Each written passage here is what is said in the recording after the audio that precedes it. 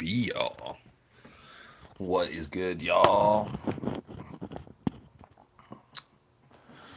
Just woke up, getting my coffee, getting my smokes, and then look what I found on the porch.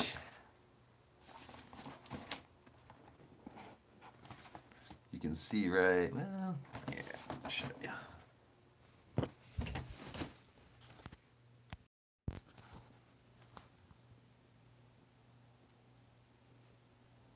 Go tuning unlimited. It's fucking unlimited.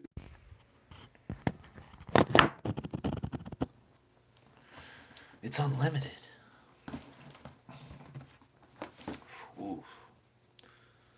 I'm still recovering from that fucking 3.5 hour stream last night. God damn.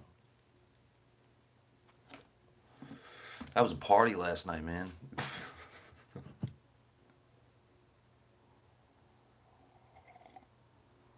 It's very ironic too because the thumbnail I made for it, I like had this really crazy face even before it started. I'm fucking psychic.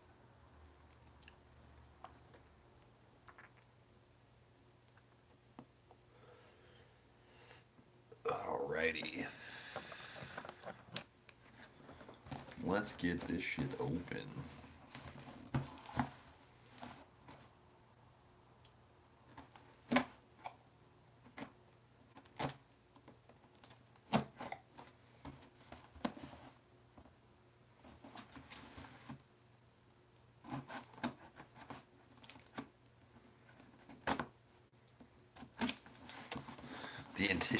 I can't talk. The anticipation is killing me. 3.5 months of waiting. I'm trying not to like slice through the box because I don't like that banner if it's towards the top.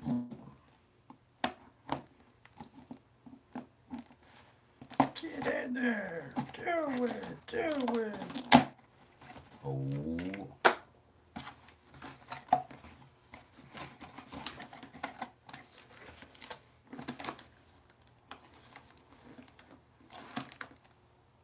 Oh.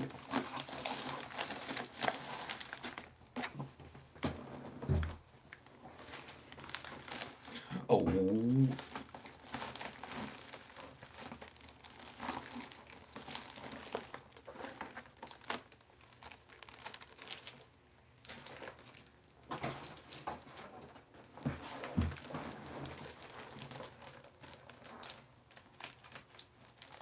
Yo.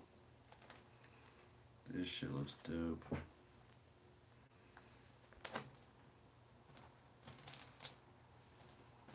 Man.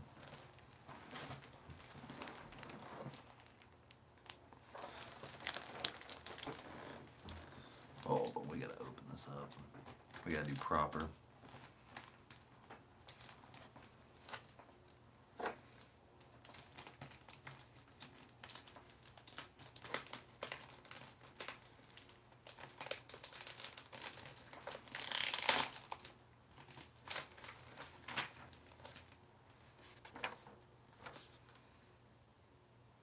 God, I wish I could speak Japanese. I want to know what this says.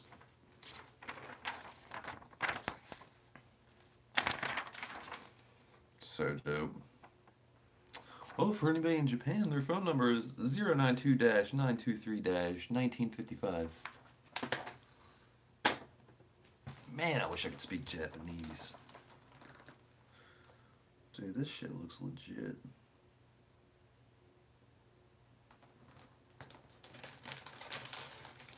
Oh.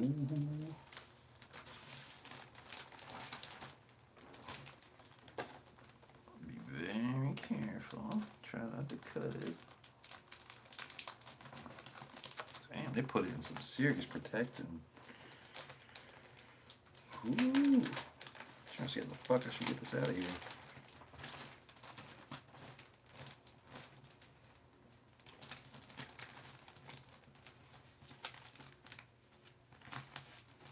Oh, I see. It's like a pullover.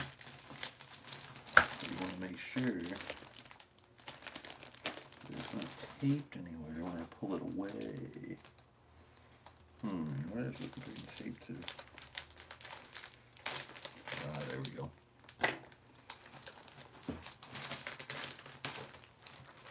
There we go. Just so I'll cover it back up. So I don't got much daylight to put it on. So I want to make sure I get this shit right. Look at this shit.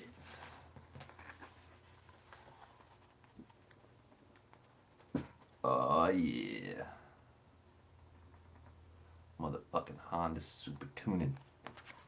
Super Tuning.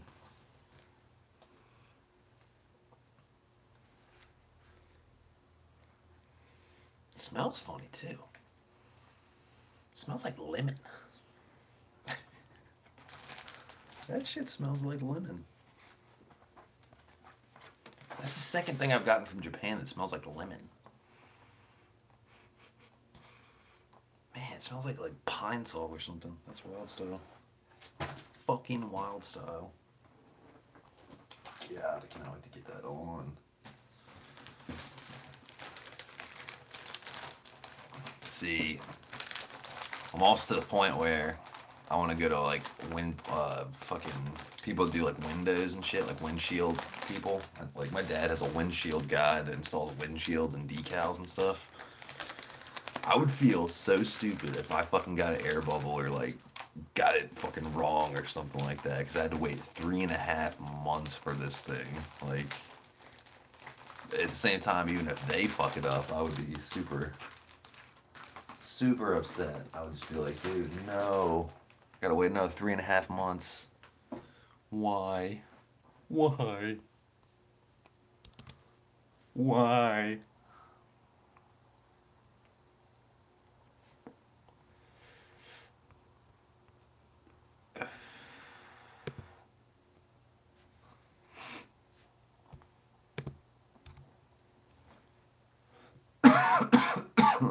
That's right. Man, if any of you guys out there know Japanese, let me know, because I would love to show you this or print you this and fucking figure out what it says.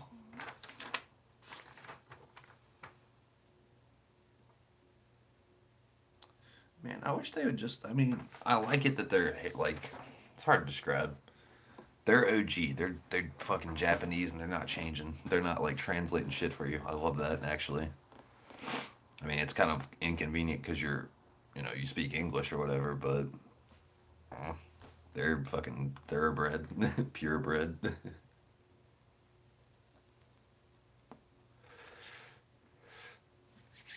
Oh my goodness, waking up is hard to do. I wish I'd have woke up earlier. I wonder when that fucking got here.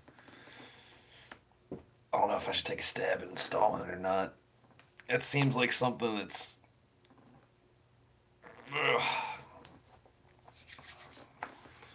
I mean, I could put stickers on, because that's easier to work with, but windshield banner. One mistake and you're fucked.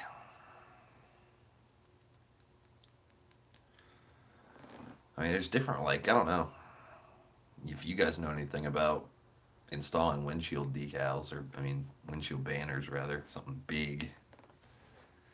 I know it's a simple process, but I'm saying, like, to get it, like, even, to, like, make sure you don't fuck up. Because I'm not trying to fuck up.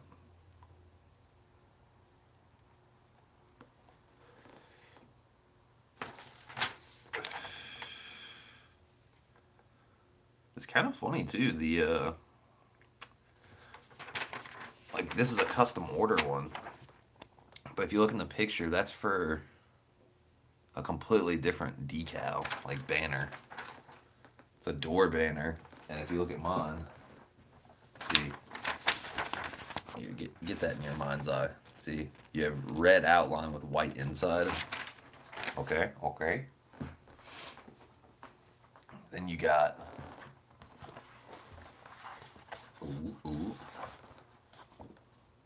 red outline, but it's like the whole thing is red with white font. I like this look a lot better. Ooh, ooh, ooh, ooh, ooh, ooh. And I don't understand why it smells like lemon, but that's okay. Hopefully it's not a lemon.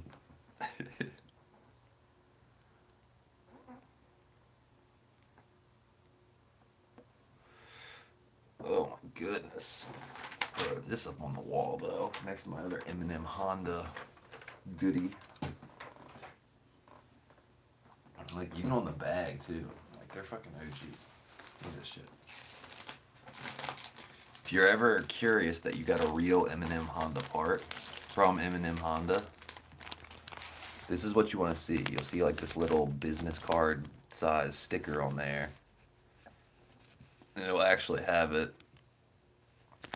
Some of it in English, some of it in... Yeah, they actually write it...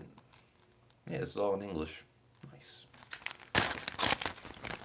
Because when I got my strut rear tower bar and C-pillar bar, they definitely came with that too. So you know you're getting it from the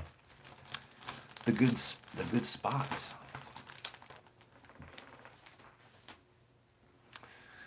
Man, I can't wait to get that installed. I'm definitely tackling that. I was thinking about doing the battery relocation thing today, but I've already decided. 1, I woke up too late. 2, my tech is just gonna knock it out in like an hour. So for $100, like that's something that's a pain in the ass. See, like the exhaust. If I would have had a place to do that, I would have done that in a heartbeat. It's a few bolts, you know. A few fucking spring bolts and fucking long bolts and stuff like that. It's really not that hard. But yeah, if you don't have a place to work, then that kind of defeats the purpose. But this is something I could do in the driveway, but it's just not worth taking the risk. Like if somebody that puts windshield banners on all the time, like there's a couple tuning shops around here.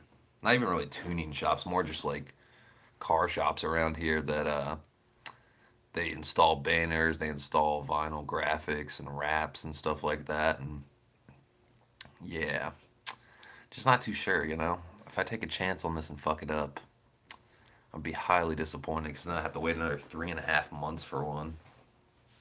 3.5 months is like, it's been so long about this banner that I literally forgot about it sometimes. Like I was like, dude, that's on the way back burner.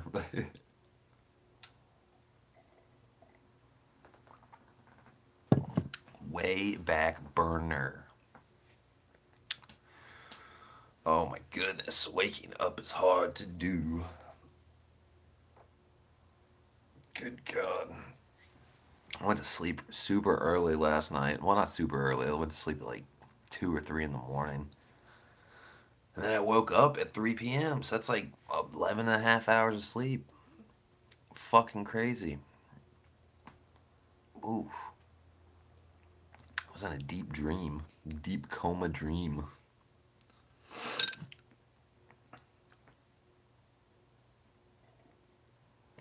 One thing I would like, they never send them. I don't understand. I don't think they make stickers, at least not small stickers. Get some of those M&M Honda stickers, man. I want them. I'm always surprised when they don't send it. Like the only stickers they put are on their boxes. And on this box, there's no sticker because this is just one big giant sticker. So, whatever. I guess in theory, this is going to be a giant sticker. So, why would I want a little sticker? For my computer, for my wall, for my toolbox. Come on, do it.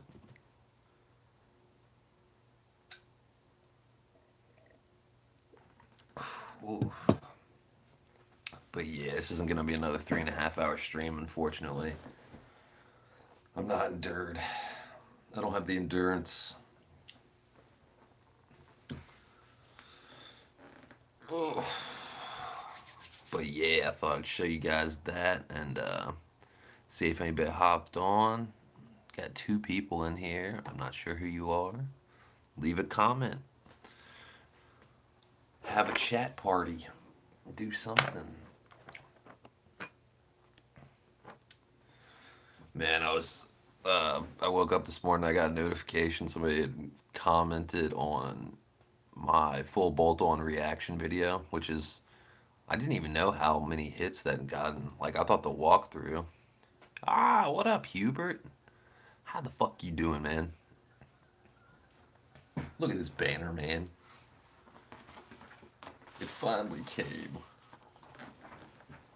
Finally came.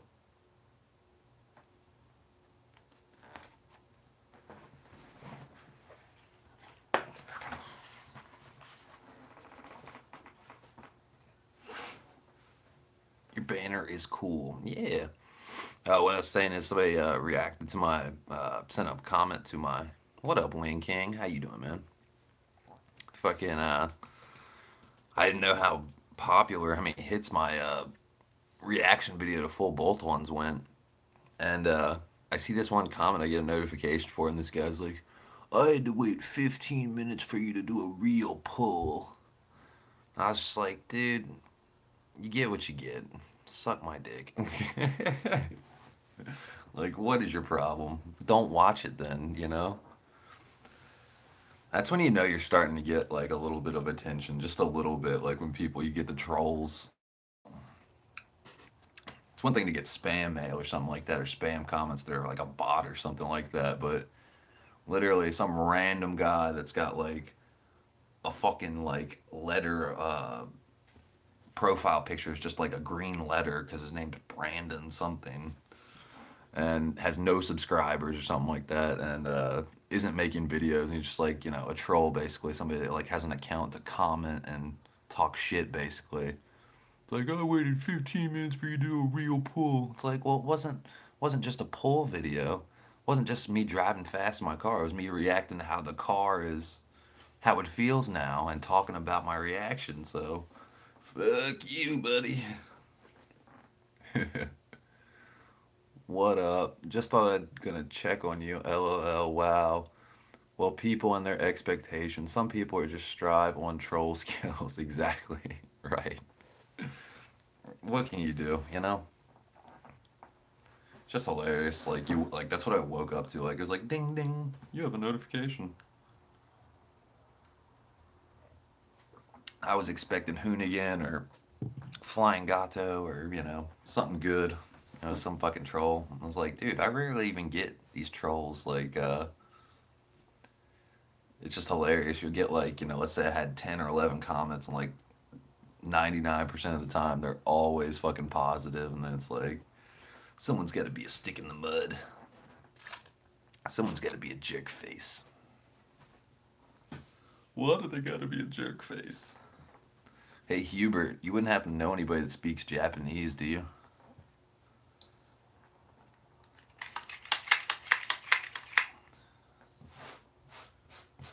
I need a translator.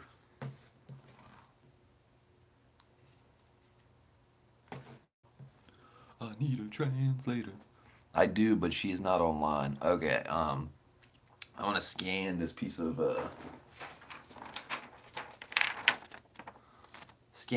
paper right here. Man, this fucking, hold on. The lighting here is so bad. See all this? I'm gonna scan this, send you a PDF or whatever of it, and then maybe you could pass it around to her, and she could translate it for me. That would be awesome. So I'm just curious to see what it says. If it's like, if it's just talking about what it is, or if it's like instructions, or what. Because I think it's instructions, honestly, because just translate it, just scan it and translate it with Google Word. Yeah, see, that could work too, but when I've tried to scan M&M Honda site, sometimes it doesn't transfer or translate it like super correctly. It like leaves breaks and stuff like that, and I'm not sure if it'll work for this, but I could try that before. That would be smart. But the way I think this is a instruction sheet. Look at the side column on the left. 1, 2, 3, 4, 5, 6. You know. So it definitely seems like some type of instruction sheet. So I just want to like, I'd like to see what they say to do, like how they would do it. You know, if I'm supposed to wet the windshield and like, you know, scoot it in place to make sure it's right, to get it right and stuff, or if you don't spray it, or because I've never installed a windshield banner ever. It's totally something foreign to me. It's foreign. Google Translate is a bit tricky. Yeah, I feel you. Like it's a hit or miss with it. You know what I mean? Like usually it works real good if it's like maybe like 10 to 20 words at the most, and then like once you like throw in like 100 words, sometimes it like freaks it out and like I don't know. I don't know.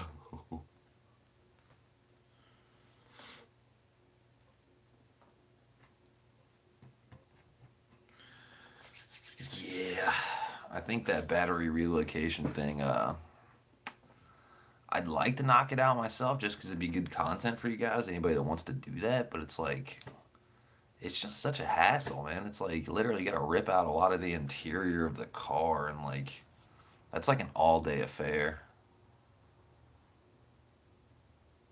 Some less mainstream languages are not translated correctly. Yeah, exactly. Like, if it's like, Spanish to English or English to Spanish, those work pretty good. Um, French to English, English to French works pretty good. Um, German, stuff like that. More of the like the Romance languages and stuff like that, or you know. But then once you get to like Japanese and Chinese, it's like simplified Han. This Han, that Han. You know, it's like so many like branches of it.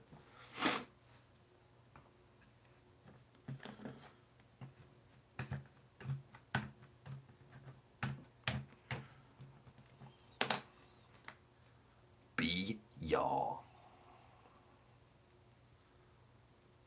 Oh, I didn't even see that. Phase one done, bro. Phase one done. It's all welded up. It's all good to go. Fuck yeah. Turkish is just shambles, for instance. Google translates it without correct syntax. Yeah, I could imagine.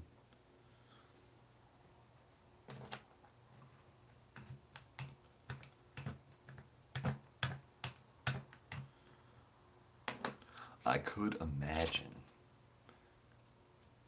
You still there, Wayne King? I totally missed that comment. Phase one done. Are we are we doing great?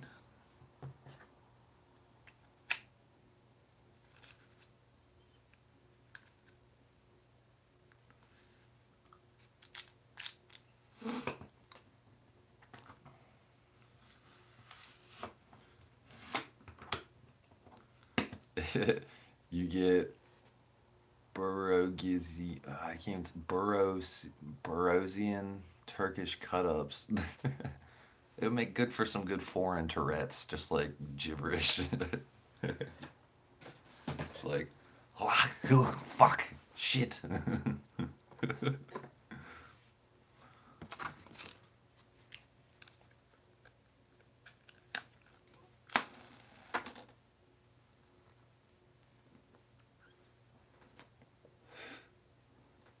Oh, okay. I see. Yeah, I was like Burrowsian. I was like, what is that? I mean, William Burroughs, obviously.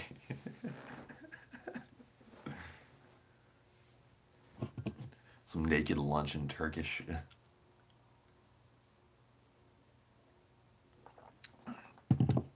On a completely minuscule side notice, Cobra Commander lost his gun. Last night I was. Oh, now he fell off.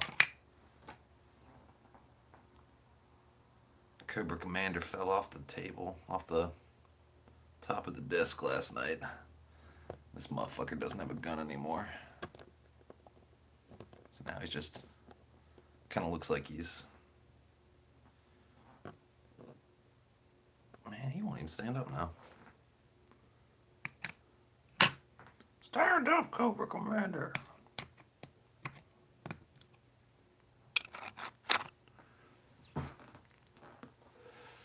This motherfucker's like, oh, help me. I gotta take a shit.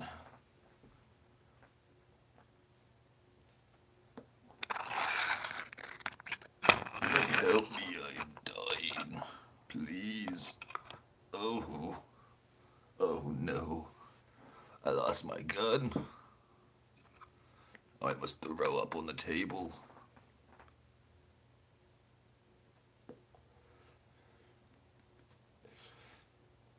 It's a combination. He looks like he wants to go bungee jumping and throw up at the same time.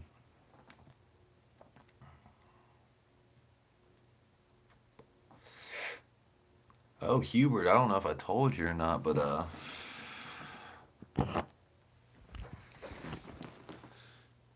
you see anything missing? See that big hole in the pedal board? That means I did it. I sold the Pog 2 and the Ravish Sitar. They are gone. And you want to know something that's very ironic? You're going to laugh. Fucking, I didn't like the Ravish Sitar because it was so complex and like you couldn't get a sitar sound out of it. Well, it's because I was using it wrong. So I found that out after I sold it. So, shoot me. And I sold it for like 140 bucks, so that was pretty stupid. But at the same time, I don't really need it, so it is what it is. I really didn't need the Pog 2 either, but I got a lot of money for that. I got like 250 and some change. So they come and they go, you know what I mean? And I'm thinking about selling that Holier Grail pedal, that EHX Big Box Daddy. That's definitely about to maybe get sold to somebody in Poland, so. What's up, Justin? Yo, Justin, did you see I got a new banner on my YouTube channel. We went from valves to Jesus. That was like epic quote last night. This shit had me dying.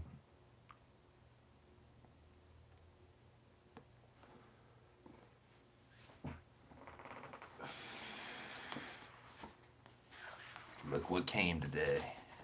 Get the fuck out the way, Cobra Commander. Nobody wants you.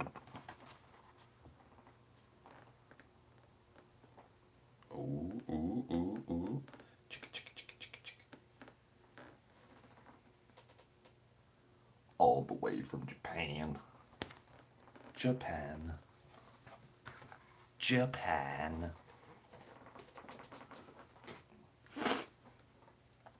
Japan.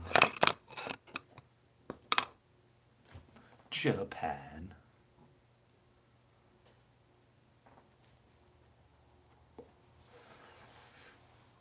Oh, good God, waking up, man. I'm still recovering from last night, Justin. I was quite an excerpt of a chat. Oh my God, you saved it. Yeah, I had to screenshot it. The show was too funny. And it was kind of stupid because like YouTube banners, you have to size them accordingly, and like I use a Mac computer, so like when you click on the image and you resize, like you have an option to scale proportionally or not scale proportionally. So like to get it to the YouTube banner spec or whatever, I had to scale it unproportionally, so it looks kind of like squished, but it's kind of funny. It is what it is. Went from valves to Jesus.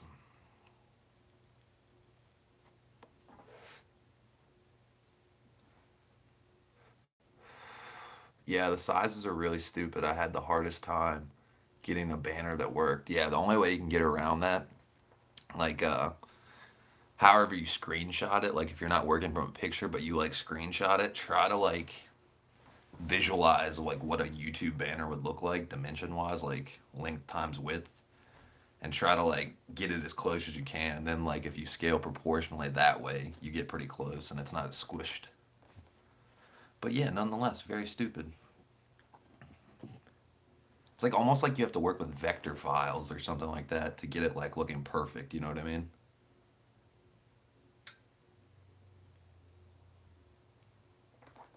Oh, dude, Instagram pictures, like I hate Instagram picture dimensions. They're so stupid because like literally like let's say you have like you took a photo and it looks perfect, but then like you have to cut shit out. You know what I mean? Like you post a story or you post a picture and it's like you have to cut some of the left and the right or the up and the down off. It's like, dude, you fucked up my perfectly good angle. This composition looks great, you know? What's the deal, man? Ah.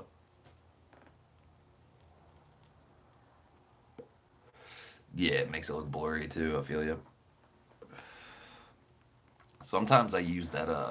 I usually try not to use filters just because I kind of consider it cheating. You know, especially in this day and age where everybody's got an iPhone or a smartphone. They just like take like ridiculously detailed, good-looking photos, and it took no effort because of stabilization. Because I used to be a photographer and stuff like that, and take like really. You have to work if you're a real photographer with like a SLR camera, not a digital one. You're using real film. You have to work for it. You know what I mean? But don't like using filters, but occasionally I'll use that one called Valencia. It's like the V one, Valencia, I think. Yeah, it is cheating. Yeah, I feel you. Definitely. Like, man, I wish I had some of my photography down here. I don't have any photography in this room. I have it all up in the attic in binders, like all my negatives and stuff like that. Sometime I'll have to show y'all that. Because I'm an award winning high school photographer. I do my own darkroom work and cut my own negatives and yada yada yada. I smell like stop bath.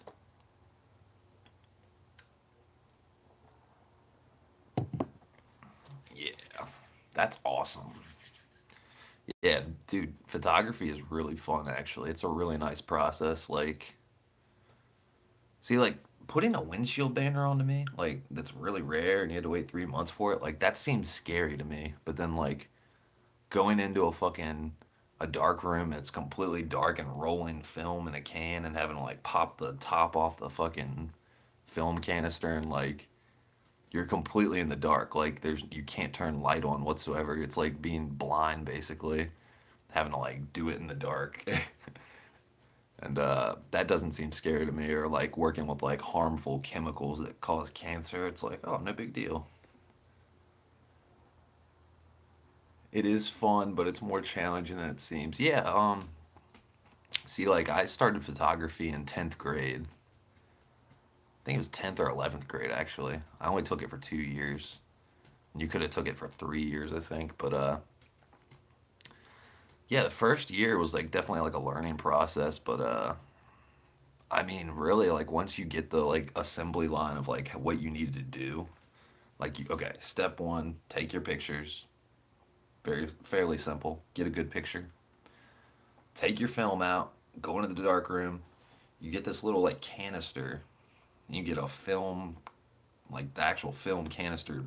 Pop the top. It looks like a bottle top popper. And then you go into the dark room, into the super dark part that no light can get in. You mime that shit out. Pop the top. Put the you have to roll the film on a reel that goes inside the tank basically. Then you get all that sealed up. No light got to it. You go out to just the normal classroom by the sink and you pour in developer. And basically you let it develop for like, 4 to 5 minutes or whatever it is. Then what the hell do? You wash it and rinse it out, and then you take the film out and your negative will be developed. And then you have to squeegee it and keep squeegeeing and get all the liquid off of it basically and dry it and make sure there's no streak marks. And then basically you cut like you'll have like so many pictures in a reel, so then like you cut it into sections basically, and basically your pictures are ready to go. They're developed. The negatives are all good. So then you go back into the dark room and you decide like which pictures you want to use, or if you use all of them, you put them in the fucking, I forgot the name of it. It's like an enlarger basically. It's like it's like the lens and the light and stuff, and you put your negative in there and like literally you put down your photo paper and you turn the light on and you develop it for like 30 seconds or 10 seconds or whatever the hell it is. And then you just have this blank piece of paper that looks completely useless, but you drop it in the first chemical, the developer, then the stop bath, then the fixative, and then you have photos. I know it seems like a lot to grasp, but once you like have done it a couple times, like it becomes second nature. And that's how you do photography. It's actually really not that expensive to set up a little homemade fucking dark room. It's like you could get one set up for like $500 maybe. That's too much. I prefer digital. Oh, I mean, I like digital too. I'm not like I like the best of both worlds basically. It's kind of like okay, like we have this, we have computers, we have digital recording, but then at the same time, what's this over here? Old school reel to reel tape. You know what I mean?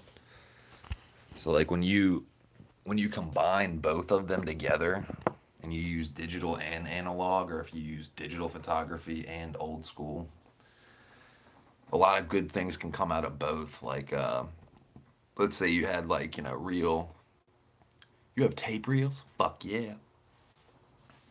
Fuck yeah. I have a lot of reel to reel. Trying to think how many machines I have. Okay. If you look underneath what it's sitting on, that's a tape machine that's out of commission right there. And then if you look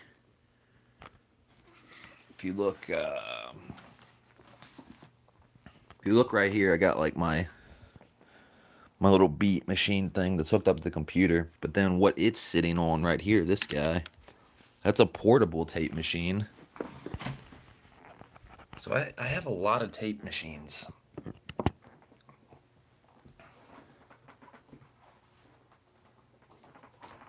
And some would, is that an MPC? Oh, Wing King, man.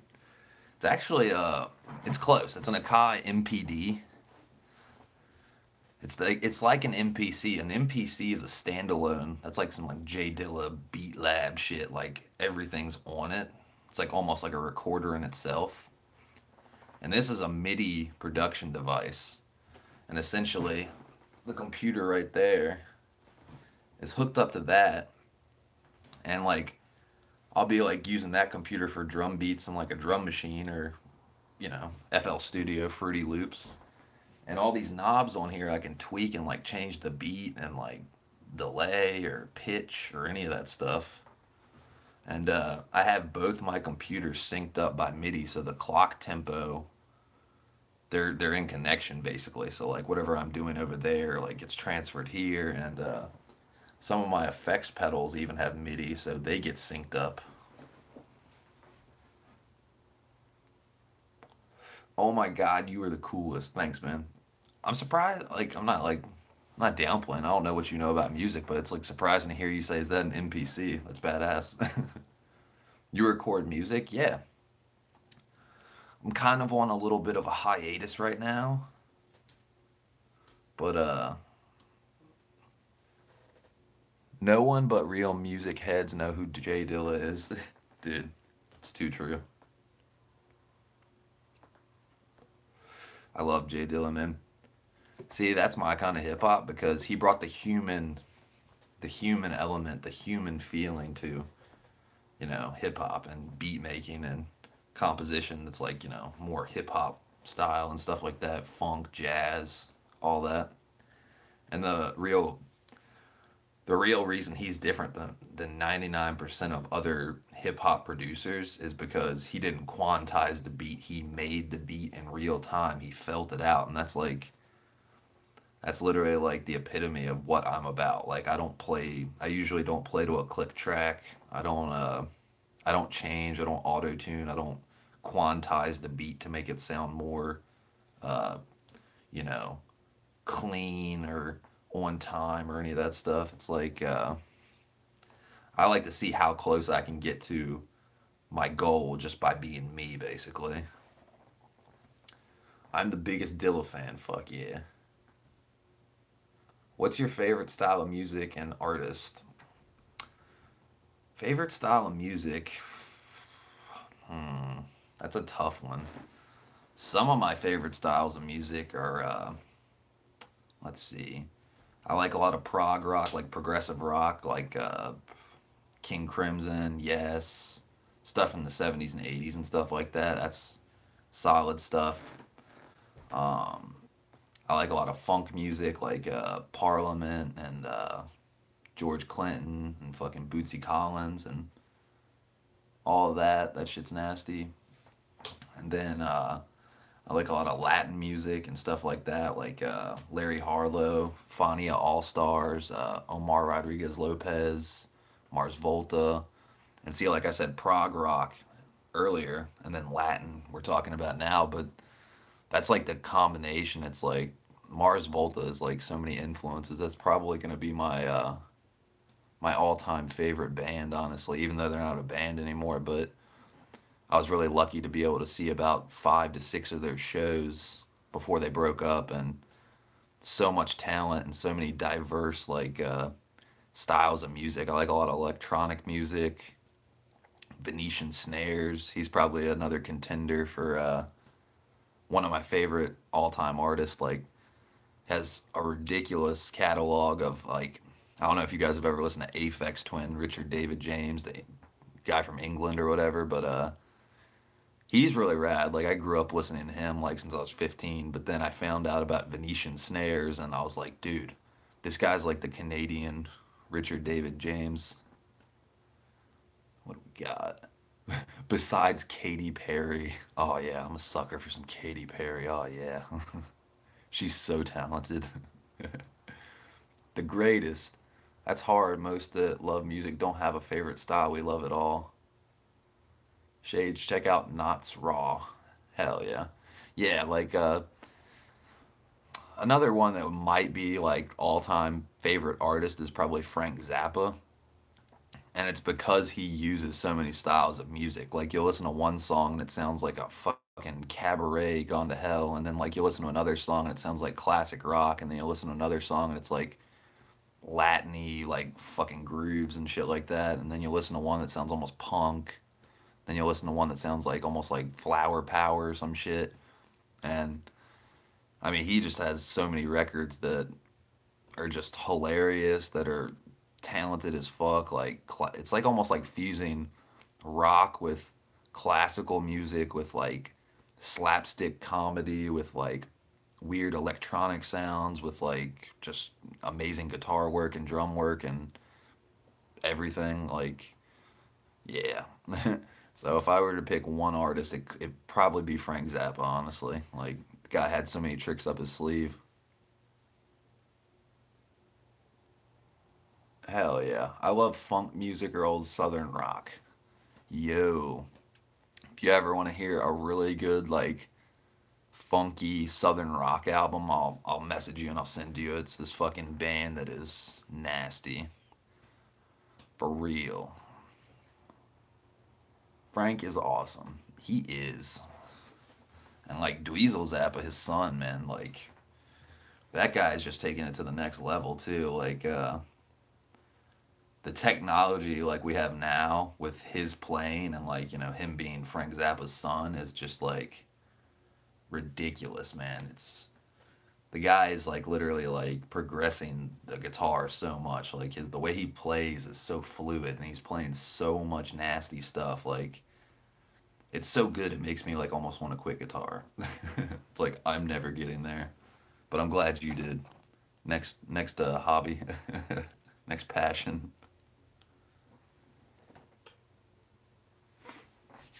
True story.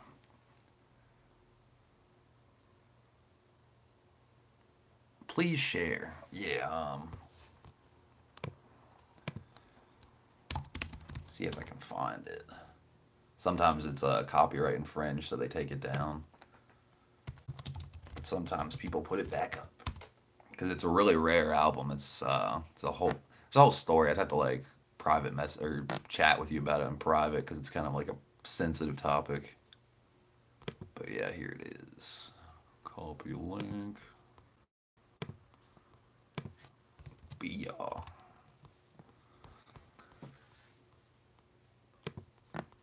I actually know the person that made that record, so it's kind of like, you know, I'm not supposed to talk about it.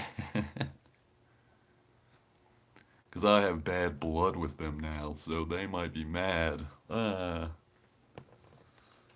But I really doubt they'd be watching this. Oh. So it is what it is.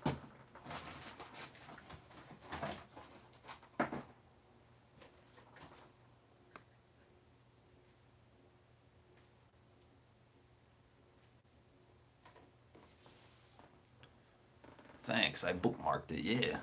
It's like the epitome of like of 70s like funky synthesizer sounds, but then it's like the other like 50 to 75% of it is just like that honky tonk like southern rock, like almost like a fucking like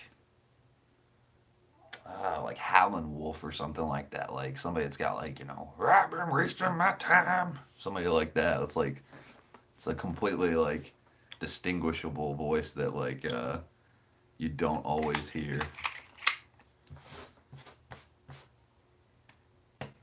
It's like almost like what Leonard Skinner would have been if they took a whole bunch of LSD and had access to a Moog synthesizer and had a really good synthesizer player. Because this wasn't like it wasn't a commercial record. It was a home studio that was done really well on reel to reel tape in the 1970s, and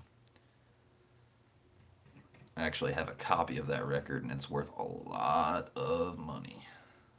It's a very it's a very rare psychedelic like southern rock record. Too bad it was underrated. Yeah, but that just seems to be the theme with everything that's really good or anything that like uh, gets like pulled to me that I really like. It's kind of like the underdog music.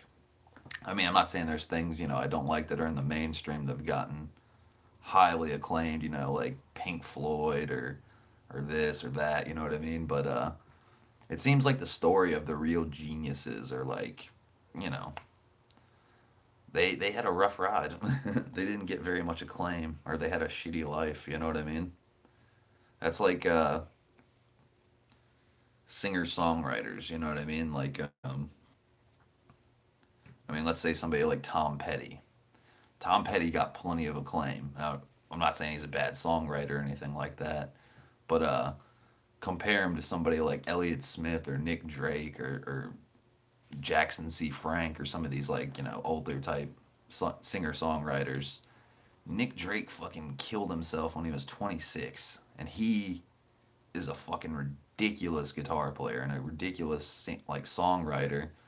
And you know, he checked out when he was 26. Like he was literally like, "Oh, this girl broke my fucking heart. I'm here in fucking Burma, and yep, I'm gonna take a whole bunch of sleeping pills and die." Like, and he has like 4 or 5 albums that are just golden. Like they're some of the greatest music, and it's the price you pay basically. Like, dude lived a really rough life. You know what I mean? Or Elliott Smith, like, you know, died of 2 stab wounds to the chest, and they don't know if he did it to himself or if somebody killed him. It's like him and his girlfriend are having a fucking fight. She locks herself in the bathroom, and when she comes out, he's like holding his chest, and he's got a big knife sticking out of his chest. Like, that dude wrote like so many good songs, and it's just, you know, it just makes you think. You're like, dude, what is going on here? Sometimes the gold is hidden under the soil. He was a little overrated, Tom Petty. Yeah, exactly. That's my point. Like, he's not a bad songwriter, but for the amount of like MTV music videos and gold albums sold, and he's here, he's there, and stuff like that. Like, he's written some good songs, but like everything he's written has not been that great. You know what I mean? As opposed to people that are like really fucked up and like, you know, like take Pink Floyd versus Sid Barrett. Like, Sid Barrett was like the, you know, one of the founding members of Pink Floyd, and the fuck was that? Heard something weird. Sorry. But Sid Barrett was like the true genius in Pink Floyd. You know what I mean? I'm not saying David Gilmour or Roger Waters or any of those people weren't talented or whatever, but Sid Barrett was like the mastermind behind it all, and a lot of Pink Floyd fans don't even fucking dig on Sid's music, like his solo stuff. His solo stuff is like some, it's like almost like Rick and Morty or some shit. Like, this old man locked inside, the younger guy trying to get out or something like that. You know what I mean? So it's just it's kind of hilarious. You know what I mean? It's kind of ironic. Uh, so Pink Floyd stole Sid's fame. I wouldn't say stole. I'd say like they kind of left him in the dust. You know what I mean? Like he was a schizophrenic. I mean, we're not gonna lie. I mean, he had issues and all that stuff. But like I mean, they basically brought in David Gilmour to play Sid's stuff because he couldn't. So it's like to a degree they should have started another band and called it something completely different or something. You know what I mean? It's like they had him like it's like literally at some of the shows they would have like David Gilmour right here and Sid right here, and Sid would be like not even playing. He'd just be staring out into space because he has schizophrenia or something like that. And David Gilmour would be playing the stuff that Sid wrote. So it's like I'm not saying they should have kicked him out or started a new band necessarily, but it's like it's just a very unfortunate circumstance, like term of events and all that stuff, because the guy needed help and he was a genius and wrote some really fucking weird, wacky, whimsical, psychedelic tunes that are. I mean, it's just like you listen to some of the bands now that are psychedelic bands nowadays, and it's like they're basically like starting, or their career is starting where his left off. Like, you know what I mean? Like, there's some wild cats out there that are very Sid Barrett influenced and probably don't even know it.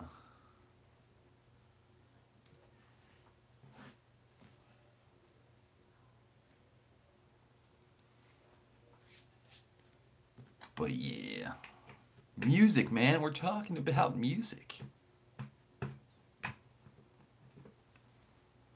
Let me think if I can. Jeez, what other stuff do I really like a lot? What do I like a lot? I like. Do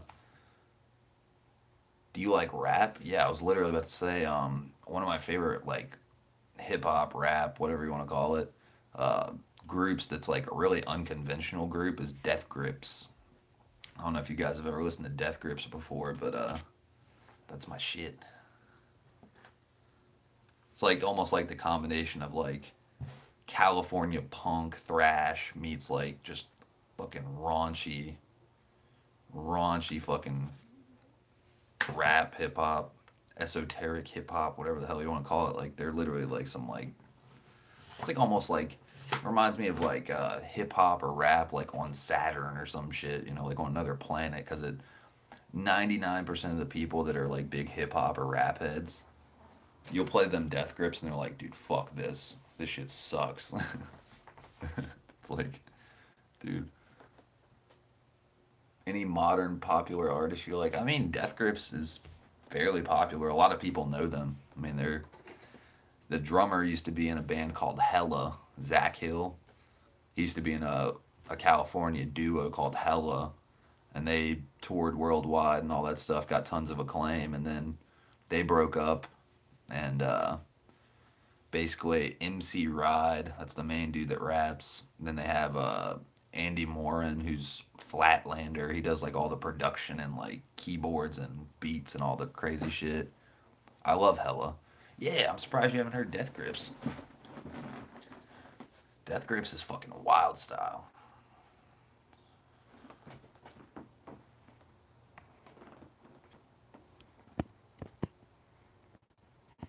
Hold on, I gotta plug in my phone.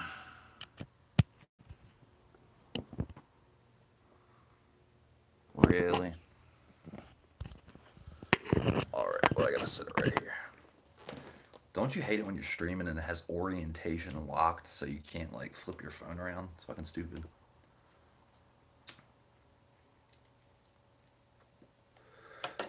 And how could we forget Jimmy? That was the first thing I should have said. Should have been Jimmy.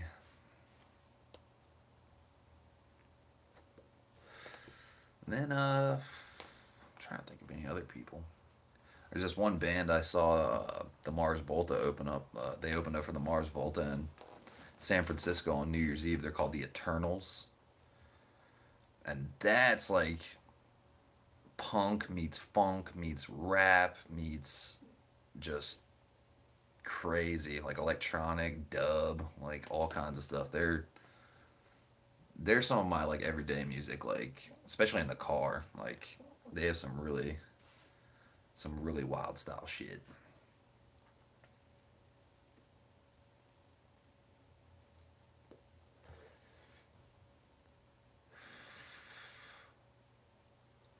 Do you like Two Live Crew? Well, yeah. I mean, that's like old stuff. You know what I mean? Like all the old '80s and '90s, like that shit's like classic. You know, Ice Cube, ECE, fucking Run DMC. You know, the list goes on. You know what I mean? That stuff's like all a given. That was back when hip hop was like getting its start. Getting its start.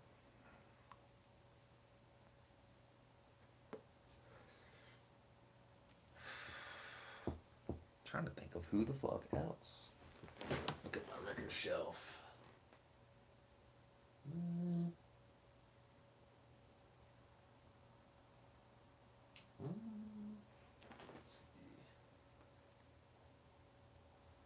Another band I really like is yeah, modern hip hop is pretty different. I mean, it's like I'm fucking 29 years old, so like I've seen a lot of shit. I'm not saying I'm like 70 or something. Like I remember back in my day when we used to not use quantize and use trap beats everywhere and the same auto tune vocal. Like, but that's basically what I'm saying. Like I find it like highly unoriginal to fit into a formula. I mean, it's one thing to make your record sound good, like the quality of the drums or the quality of the vocal and all that stuff. That's, you know, makes sense. We're in 2018. We have technology. You should be able to record your vocals and your tracks like and they sound okay. You shouldn't have technical difficulties with a fucking computer unless you're just a bad producer. But like, there's something highly unoriginal to me. Like when everybody uses the same drum kit, electronic drum kit, same 808 hi hat, and like they program it the same way. It's just like, dude, figure out the next step. Like, what's the new trap beat? Not just the old one, and just like keep regurgitating like trap beats or the same auto tune vocal pattern and all that stuff. Like, that's really what bums me out about a lot of modern music is like essentially it doesn't matter what genre you're in, whether it's Katy Perry and pop music or you know, some fucking country music or Taylor Swift or this hip hop artist or this rock artist or this emo artist or punk or thrash or whatever the fuck. It's like anything out.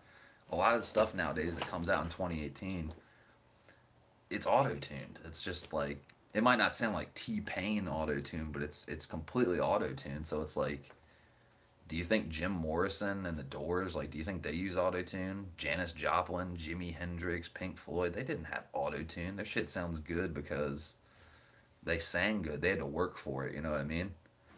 Like, take, like, fucking Iron Maiden, Run to the Hills, like, when he's belting that shit out. Like, do you think he was using autotune? No. He worked for it all day and did 1,000 takes to, and made his vocal cords fucking bleed for that shit, you know what I mean? It's like, that's real work. Oh, Iron Maiden. Yeah.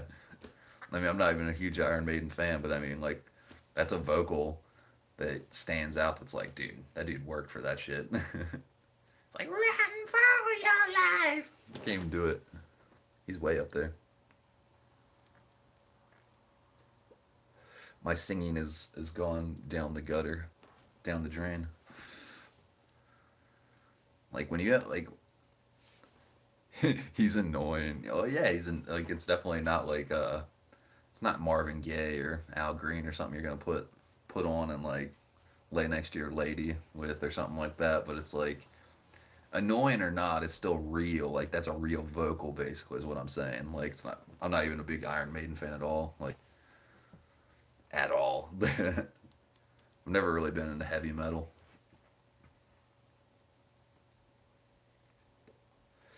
But my point is, originality is always going to be better than a formula like a assembly line.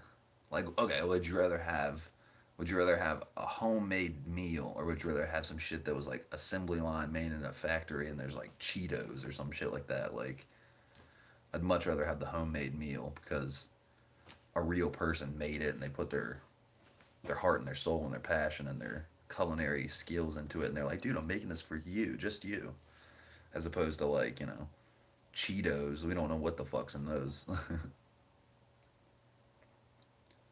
Same, yeah. A lot of wild style shit. Yeah, like if you look over here, another band that's do you like White Snake? Not really. I mean, I know their records and stuff like that. It's like Motorhead and stuff like that, or Megadeth and all that stuff. I mean, I've listened to it before, definitely, but it's definitely not in my top 10,000.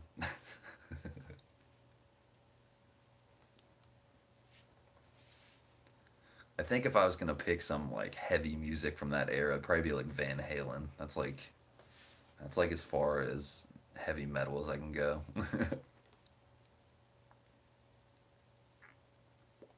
Because if you want like you know your music, thanks man, appreciate it. Fucking like if you were to like talk about more about Frank Zappa and fusing the genres, a lot of his guitar work, like he had Steve Vai and he had do you have any vinyl? Oh yeah. Take you for a little tour.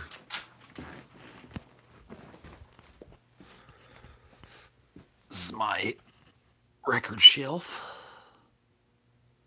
It's probably about, see, I have all of these right here. So that's like 8 cubbies of music, or 7 cubbies of music. There's magazines and stuff down there, but then I have some right here. And I got some more upstairs. I got a whole lot of records. I've been collecting records since I was 10 years old. First record I ever got was a Jimi Hendrix record. And I actually got it before I even had a fucking record player, just because I liked the cover art. I was like, dude, I want that.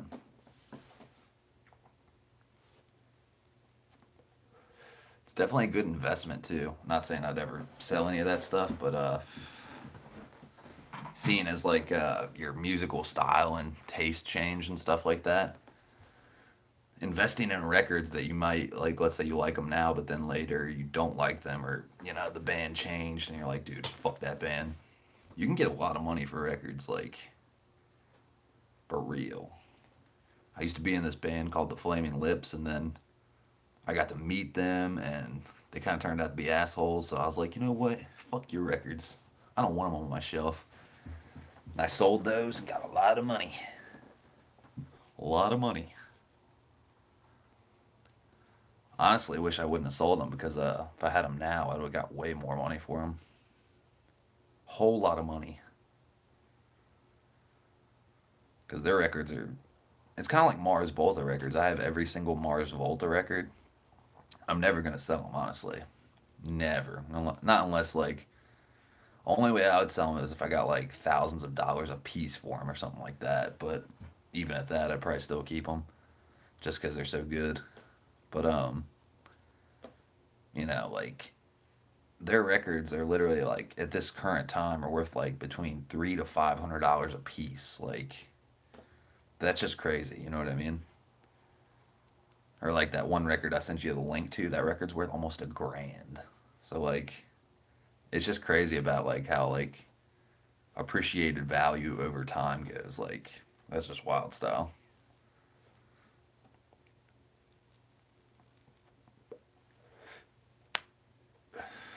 But yeah, the Flaming Lips records, I think I got like $100 a piece for each one. I had like 10 or 11 of them or something like that. But if I had them now, I could probably get between 300 and 500 a piece for them. I never knew they were called So High.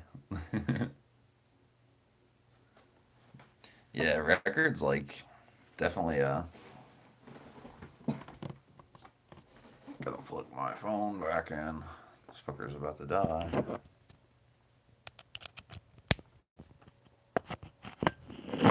Oh. Hey, stop that.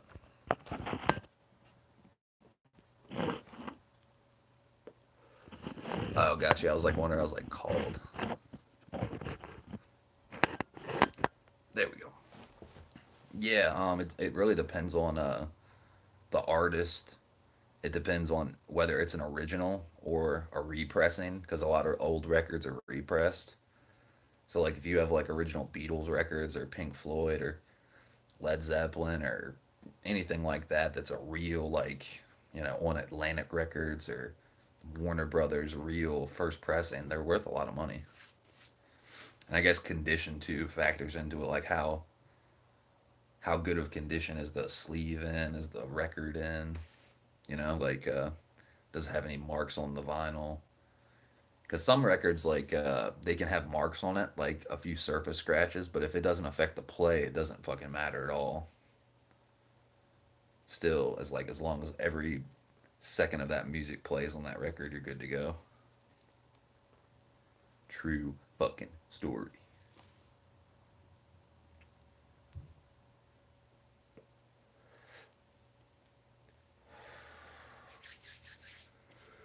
Trying to think of who else.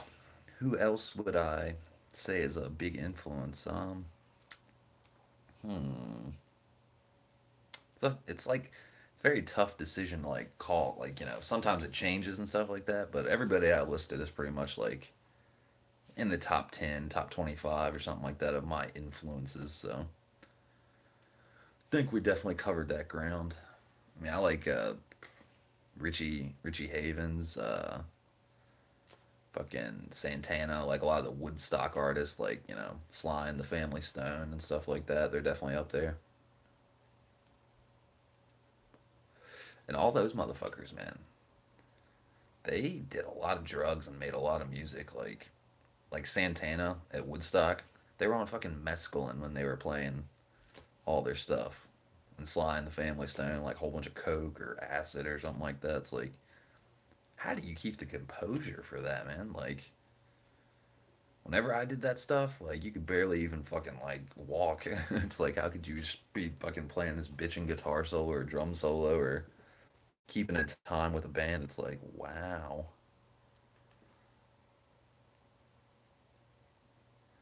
Ever listen to some Alton? What does that say? Alton Ellis or Ken Booth? It's Jamaican rock steady beats. No, I've never listened to those artists before, but I mean I've definitely listened to like a lot of reggae and a lot of like the rude boy shit and stuff like that. I mean not just Bob Marley, like King Tubby and fucking Peter Tosh and stuff like that. Those are like two big ones that I grew up with aside from Bob Marley. I mean everybody kind of listens to Bob Marley to some degree, but all the dance hall and fucking rude boy shit. Like I used to be in high school. I was like into like a lot of ska and stuff like that, like the Specials and the Toasters, and we had a bunch of ska bands around here and stuff like that, like ska punk and stuff like that. So it's kind of funny how I'm not really into that stuff so much anymore. Like that, I was listening to so much of it when I was 15 and 16, but then it's kind of weird because Frank Zappa has a lot of horn players in a lot of his like later bands, and they kind of like go hand in hand, like just like the horns being in the background playing with the band kind of reminds me of that to some degree. But I definitely like a lot of the like island music and Jamaican heritage type stuff. I think it's like where a lot of the dub stuff comes from too. Like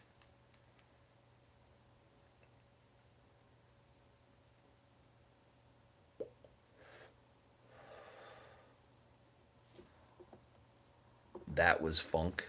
What do you mean, Justin? What was funk? These artists are before Bob Marley and Peter Tosh when Bob was in a band called the Wailers. Yeah, see, like I've seen the Wailers before. They play at Browns Island. That was like 10, 12, 13 years ago or something like that. Like, shit is wild style. Definitely some feel good music, you know what I mean? Some of that Smokers Anthem. Trying to think, no, I said a punk band. Like, it was almost like, ska punk band. Because like those two are kind of like, I don't know if you guys have ever seen the movie Basketball, like the band that's in there, Real Big Fish. Like I've seen them live, seen a whole bunch of ska bands like fucking Catch 22, Mustard Plug. Uh, Trying to think. That's like a lifetime ago. Jesus. Ska punk, like some Sublime type shit. Yeah, kind of like they were like almost more like they. Yeah, it's a good example too. Like they didn't have horn players in their band, but they were definitely like that rock steady punk funk like reggae, like half punk half reggae basically, like another band that I really liked that was like half punk half reggae or dub was Bad Brains. Just four black dudes just ripping, and they're pioneers basically. Like their first record, Band in DC, is basically like a 4-track recording that was done in a really shitty room, but it's like it sounds amazing. Like they had cheap as fuck equipment and somehow made it sound just like super fucking solid. You know what I mean? So that's another band I really like a lot is Bad Brains. For real. Another band that's like them is not exactly like them, but is this band called Death, and it's three black dudes from Detroit in the '70s when Motown was going on and funk music was like thriving and disco and all that shit. And these dudes were literally like the combination of Bad Brains meets the Who. Like they were just like bitching, you know what I mean? Like it definitely had this Who vibe, it definitely had this Bad Brains vibe, and it was before Bad Brains even. This was back in like '72 or '74 or something like that, and definitely some solid cats, like a real like fucking power trio that sounded not like a lot of stuff. What do we got? I liked Bad Brains, but I heard they became super racist. I don't know anything about that.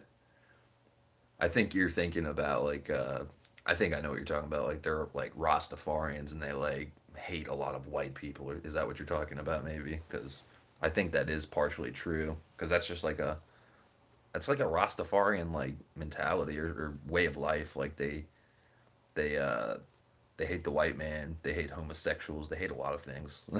So I don't know. Never heard of them, but you ever heard of the transplants? Fuck yeah. I think I've seen the transplants before. Like, I can't even remember. That's how many ska punk bands I've seen. Does it make sense to let issues that the groups had influence our love for them? Um, that's a tough call. You know what I mean? Because like to a degree, like let's say you like a song, you hear their song, and you're like, dude, this is a great song. But then let's say you find out that they have a completely different mentality than that song you heard, or like you have difference of opinion, and it's not just like a little thing like I like apples, you like oranges. It's like something big like, oh, I hate white people, or I hate black people, or I hate gay people, or something like that. That's like a little bit more than just like a fruit. You know what I mean? Like, I like apples, you like oranges type thing. So I don't know. I guess it depends with like each person, like how patient are you with the human race? You know what I mean? Because like the biggest thing you can do for someone is like be patient with them, or like forgive them and just like be the bigger person. So it's like it's kind of like that. You know what I mean? I feel you though. That would be kind of weird. Imagine going to like a Bad Brain show as a white person and they're like, you know every single one of their songs and you're like, dude, I love you guys, and they're like, fuck you. That'd be wild style. I'd probably be like, all right, bye, see you next time. That's true. Chronix is better, cool, kind of revolutionary vibe, but I rock to his shit too though. Hell yeah, nice. I'll have to check him out. Feel like I've heard of that before though. Chronix. I don't know why, but it literally just reminds me of Cypress Hill. The name Chronix seems like it'd be like a Cypress Hill like side project or something like that, which is badass. Cypress Hill is pretty interesting band that came out of that '90s era. Definitely some good smoking music.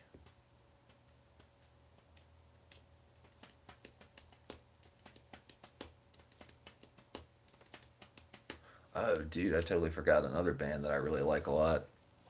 That's like a huge influence is Deerhoof. If you guys ever want to hear some shit you've never heard before, Deerhoof is like bitchin' guitar, bitchin' drums, just the weirdest arrangements of music. Like they play so fucking wild style. I don't even know what to call it. It's like it's rock and roll, it's punk, it's almost like classical music, it's almost like fucking funk, it's almost like experimental, psychedelic, like it's like a whole bunch of shit.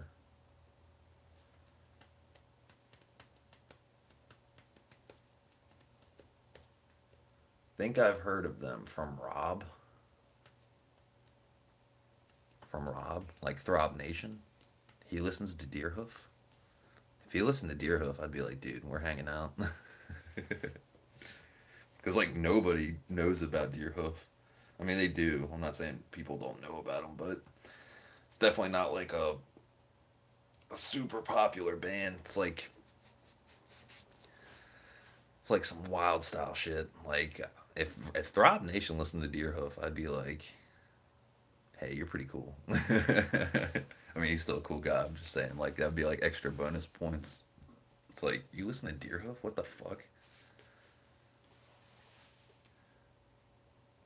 Never heard of Deerhoof. It's it's all one word. It's just Deerhoof. It's like a fucking. It's hard to describe. They have four people. They have the drummer who's like the band leader essentially, and he just is like one of the greatest drummers ever. He is getting in and out of the pocket and just playing with like such dynamic. It's hard to even describe. Then they have two guitar players that are like best friends that grew up and recorded music together, and they're both playing like guitar, but it's almost like they're playing together to create like one super guitar line that's super complicated. And then they have this Japanese girl that is the bass player and singer, and her voice is just awesome. It sounds like it's like almost like some like fucking Hatsune Miku shit, but like super badass. Definitely some weird vibes if you're into smoking and doing drugs and having fun. She's taken. You can't have her. Yeah, and the irony with them is like if you listen to their music, you're like, these people do drugs. They don't do drugs. That's the irony. The only thing they do is drink coffee and travel the world and play music. Like they're definitely some aliens, just like crazy. It doesn't matter if she's taken. Yeah, you're entitled to your opinion. It is what it is. But yeah, it's like I'm trying to think when I first saw them. I saw them when I was 15, so they've kept me busy for 13 years. My throat, man, it's doing a thing again. Cause we've been talking for 78 minutes.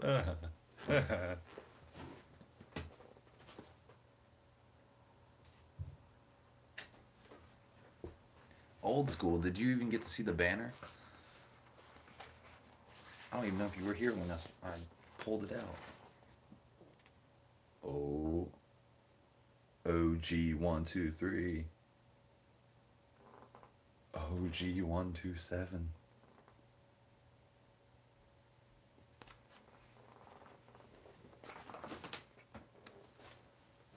You into the Dap Kings or the True Loves? I've heard of the Dap Kings. I don't think I've listened to them very much. But might have to give them another go. Another go.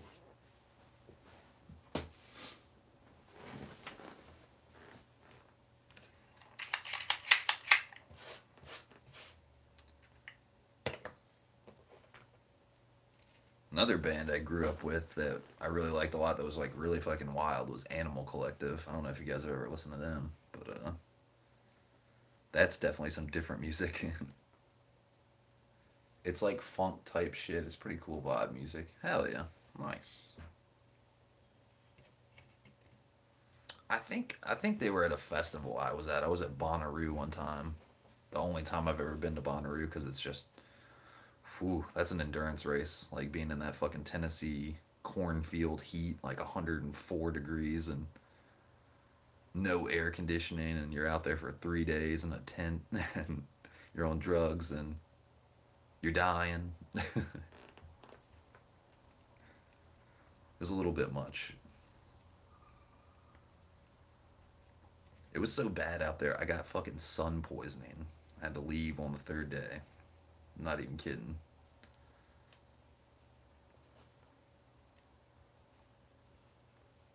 It wasn't worth it.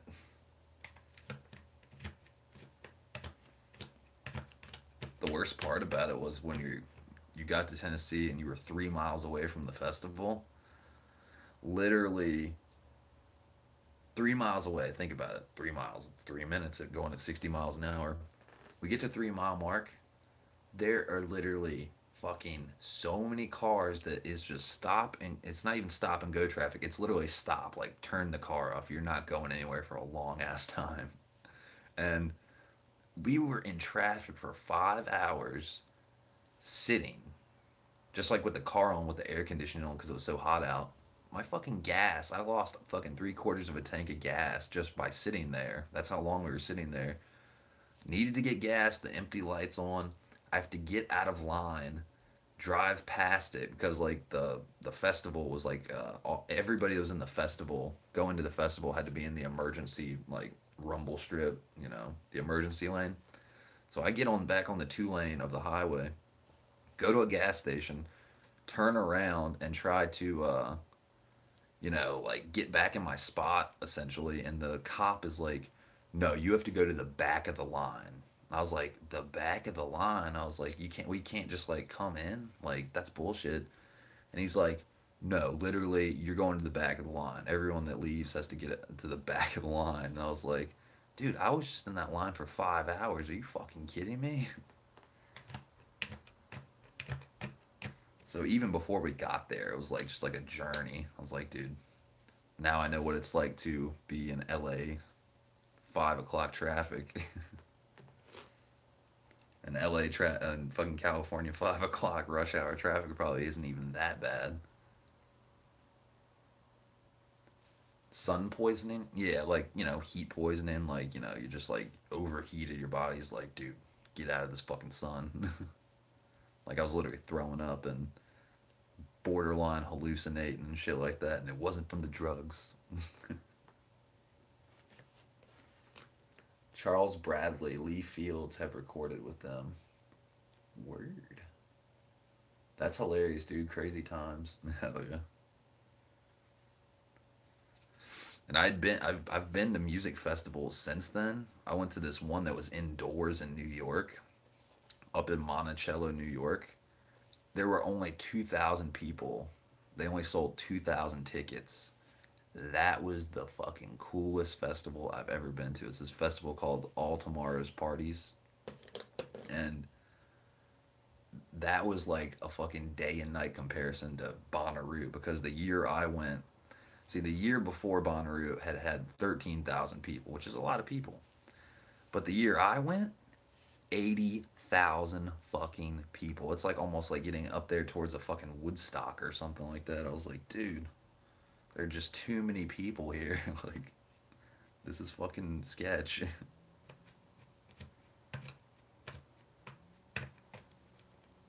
But no joke, Bonnaroo is like a miniature like drug cartel.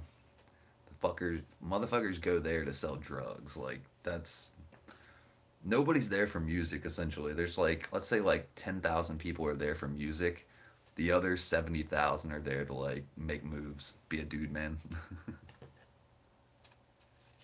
There were some wild characters I saw. Man, I fucking saw this motherfucker that looked like Dirty D or some pimp, like with like full out suit, like he's wearing like a 3-piece suit and a furry top hat, and literally he's got 2 naked white girls just walking around with him, like they're in their fucking panties, and like he's got his pimp cane, and like I'm not even fucking with you, this is not a fucking exaggeration. I was like, yo, what the fuck is that? Like, am I seeing this right now? There were so many wild people there. There was this guy that came up to me that had a fanny pack on. He was in all black, like a big fat black guy with like black tall tee on, black shorts, black sneakers, black sunglasses, black everything. And fucking comes up to me, he's like, I got coke, I got doses, I got heroin, I got Molly, I got Oxycontin, I got everything, I got this, I got that. It was so funny. I was like, got any weed? And he's like, I'm all out of weed. Yeah, there were definitely naked girls running around. Just based on the fact that it was that hot there, you know? They had this fucking, I remember when we got there after we set the tent up, we were walking around trying to find a food stand or something like that, and all we could find was a fucking funnel cake stand or something like that, and how nutritious is a funnel cake? But literally, they had this big table that was in the shape of a guitar, but then it had guitars built into it and a drum set built into it that was like stand-up drum set. Like the bass drum was built into the side of the table, and fucking literally you could go up and play the instruments, like no joke. And I remember going up there and like there was like 4 or 5 people like playing these like, you know, a bass and acoustic guitar, and they're like all around the table, and then like they didn't even see the drum kit that was built into it because it was on the side of it kind of. And I just start like fucking getting in on a drum solo or something like that, and like people are like, yeah, woo. It's like, this place is awesome. That was the first night. First night I was having a good time. By the third night I was not having a good time. I think it has something to do with the fact that the music does not stop during the night, like from 2 a.m. to 6 in the morning. They have this thing called I think it's like the silent disco or some shit like that, or just like some kind of like electronic music going on all night. Just like I'm literally been walking around all day, and I go back to the tent, I want to pass out, and as soon as we lay down, it's like across the field is just this like 100,000 watt sound system, just like in the house, It did that shit for like 3.5 hours straight. I could not sleep. I was like, just fucking change the song. Fuck your 4 to the floor. In the house. Shit was going on forever. I was like, I need fucking drugs. This is bad.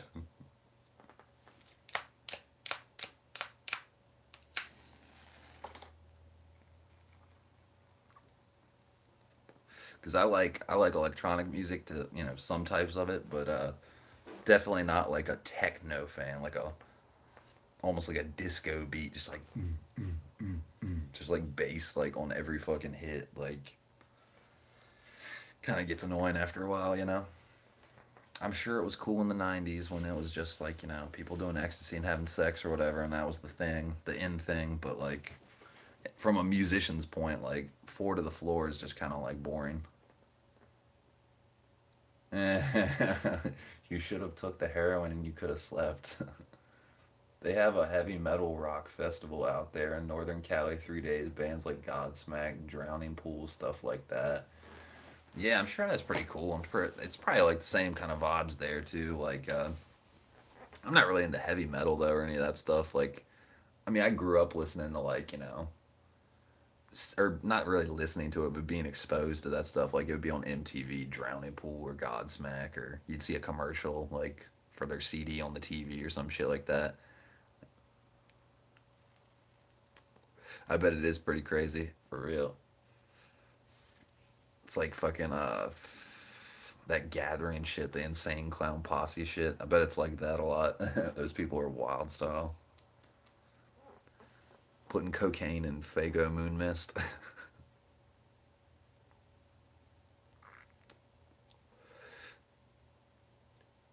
Amusement park festivals are fun. And he said, fucking hate them fools. I feel ya. Not my cup of tea. But, whatever. Let them be themselves, I guess, or flee to their face paint and Fago Moon Mist, whatever they do. I don't know. Amusement park festivals are fun. I've never seen a musical act at amusement park before. It's just never happened. I don't know. I think Deerhoof played at an amusement park one time, like in Florida or something like that. But I wasn't there. I didn't see it.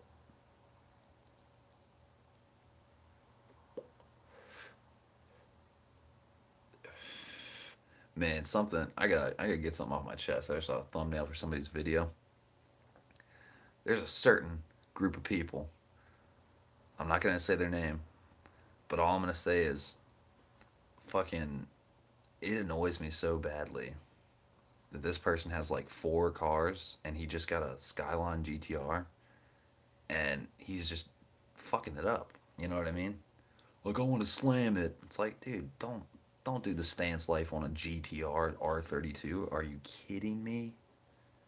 That thing's a fucking Godzilla track monster. Like, please, pretty please with fucking sugar on top. Don't take a JDM machine and fucking turn it into this like stance life fucking car. Like, stance looks cool. I'm not saying it doesn't, but for something that's like a unicorn, don't make your stance life car your like from a unicorn JDM R32. You know, like thing's so badass.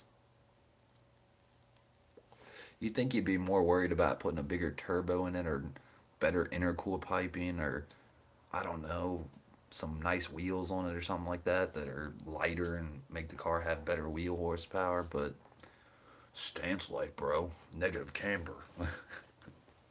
I just don't get it. It's like people want to angle their wheels on bad negative camber and basically eat through tires and just have the wall of the tire show cord. For what? Stance, bro. Just kind of hilarious. Like, it's like almost if you were like, I'm gonna go run a marathon, but I'm not gonna lace up my shoes. Stance looks ugly. Yeah, I mean, to a degree, it kind of looks cool. Like when the car's just sitting, like, you know, hey, my shit's all like low. Like almost, it's kind of like almost like I equate it to like, kind of like the lowrider culture back in the day, you know, hitting the switches and fucking Dayton's and shit like that. And I mean, that served a purpose. You want to bounce up and down and look cool. Like, I get that, but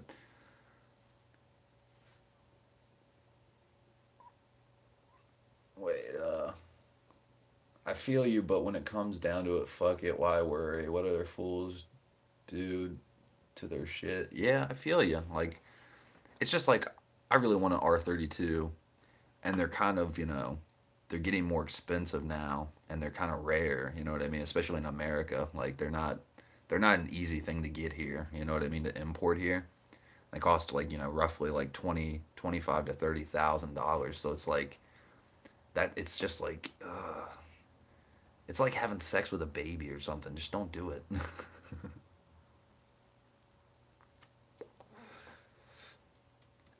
And especially like the car he got was like so pristine. Like it wasn't like super used or anything, but you know, it was just like a pristine imported just example. Like it's the exact same color I want and just looked really clean and like let's throw a quick release hub Nardi steering wheel on it and have sparkles on it and shit like that. Like just not for me. But yeah, I feel you. The less you worry about it, the better. Just keep on stepping. Don't click on the thumbnail.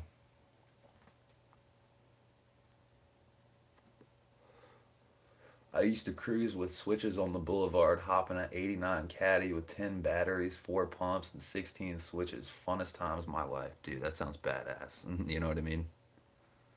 Definitely sounds badass. That'd be fun.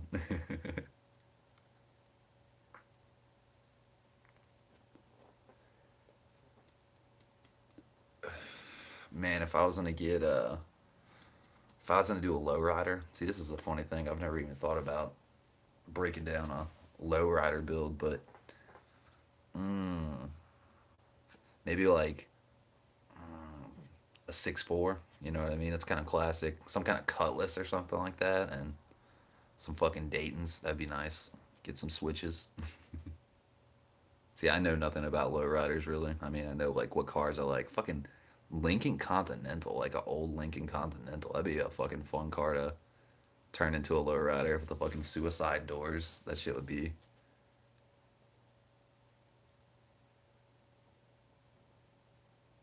Ah, he said gotta go for a sex. I was like, what?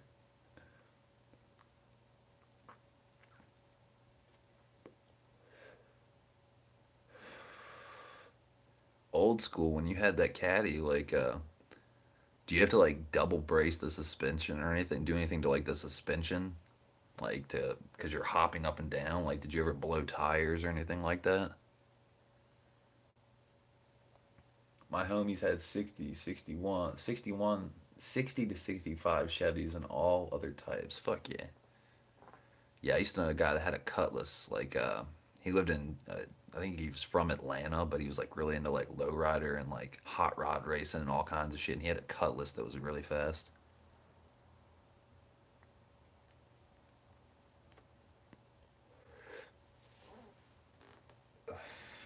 Ooh. Reinforce the A arms and the chain, the diffs. Yeah, I feel you. I was about to ask. I was like, yo, I bet you got to do some serious.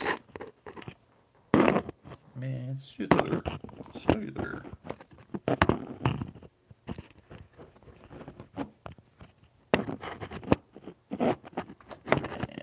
shit does not stay. There we go. I'm gonna grab some coffee real quick. I'll be back in like 30 seconds.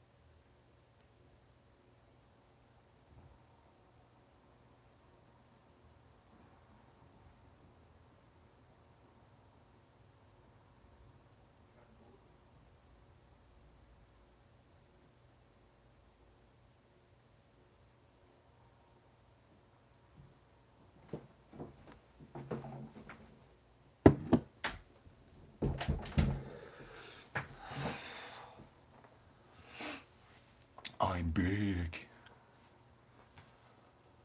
Check out J Series Honda on Instagram. He has a stanced Odyssey. It's dope. I'll have to check that out. Oh yeah, you said that last night. JDM sneakers. I'm about to check that shit out.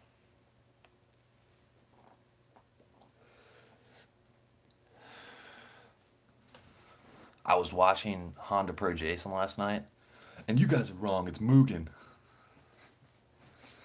I heard Mugen like fucking 70 times. You're on Instagram? Yeah. I thought you followed me the other. Well, I was saying Mugen, so I guess, yeah, I was wrong on the first part. But I meant like the Jin part. Like, I knew it was Gin. Old school said Mugen. Oh, Justin said Mugen. That's what it was. Yeah, I'm on Instagram. It's shades underscore Wade. I thought somebody Justin fucking followed me. I thought it was you.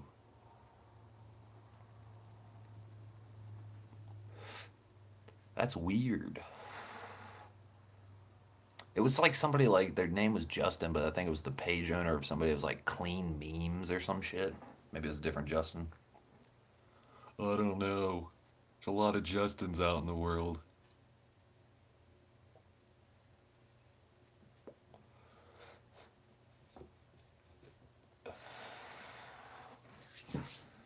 Yeah, I want to check that out now. JDM sneakers.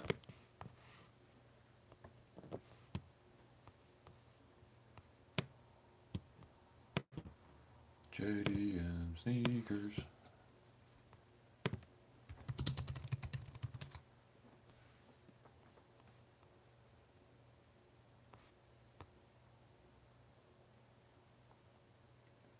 it JDM Sneakers on Instagram or like where am I supposed to be looking?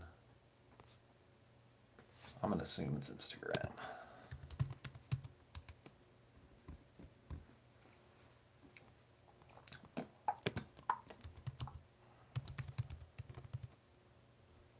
JDM Sneakers. I found you. Ooh. Ooh.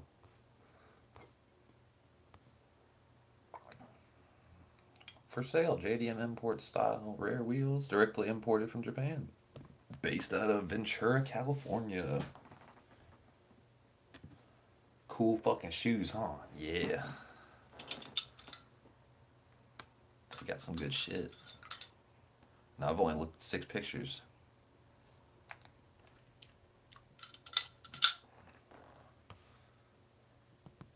Oh. Oh. Oh.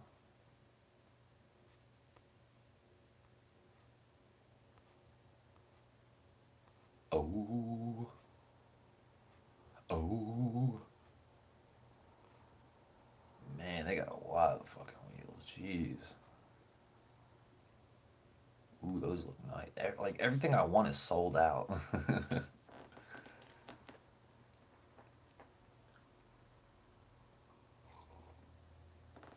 Ooh, hot coffee.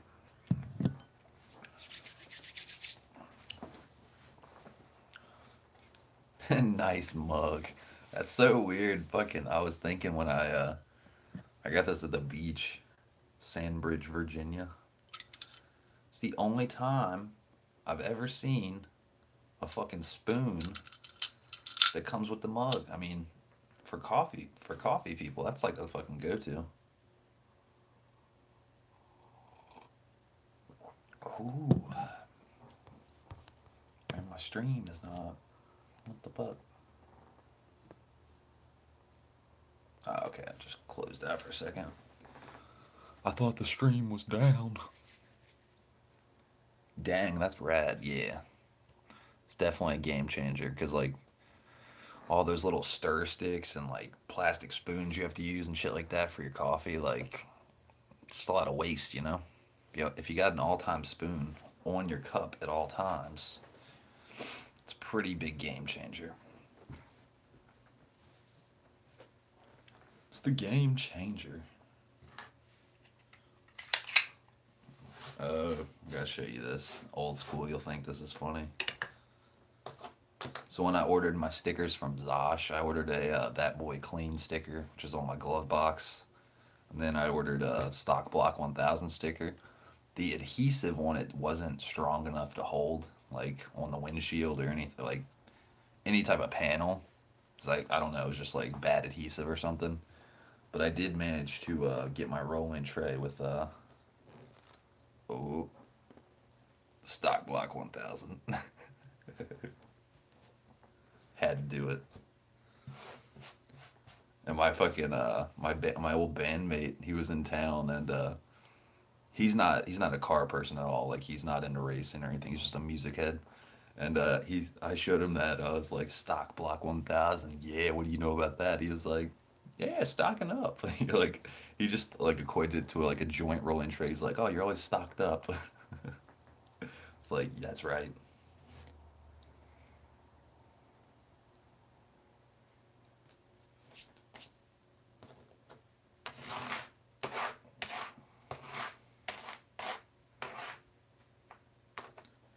Bam, bam, bam.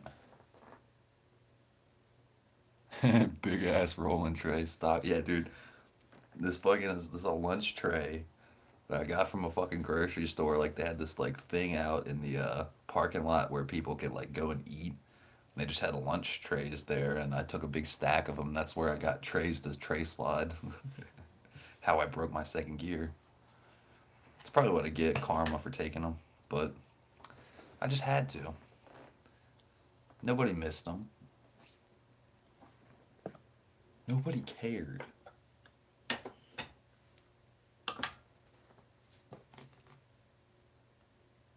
Yeah, reminds me of School Cat. Yeah, exactly. Same thing, essentially. some bad greasy pizza and some bad chicken nuggets. Man, that brings me back, man. As bad as the food was at my high school, fucking pizza. Oh my god, it was so bad for you, but so good and so like, or jail.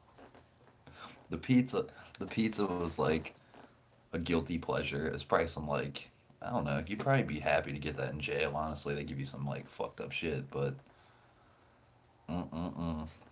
Brings me back to high school. Want some of that shitty pizza?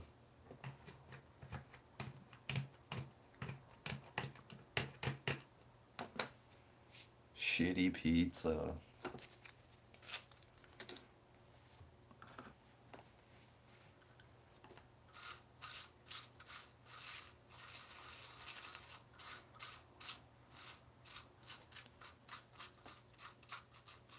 Jail food is bad. I mean, I've never been to jail, never been arrested, but from what I'm told, it's not very good.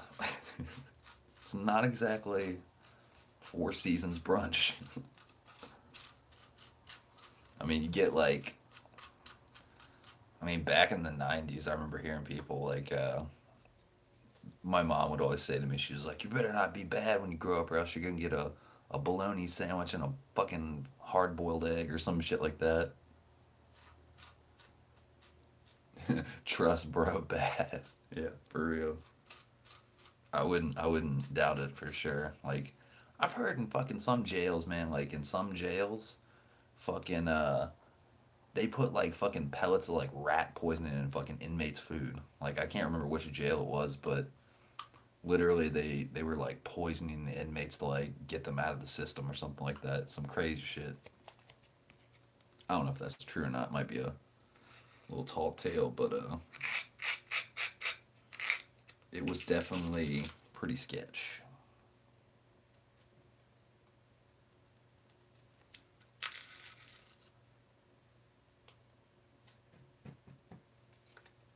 Sketch.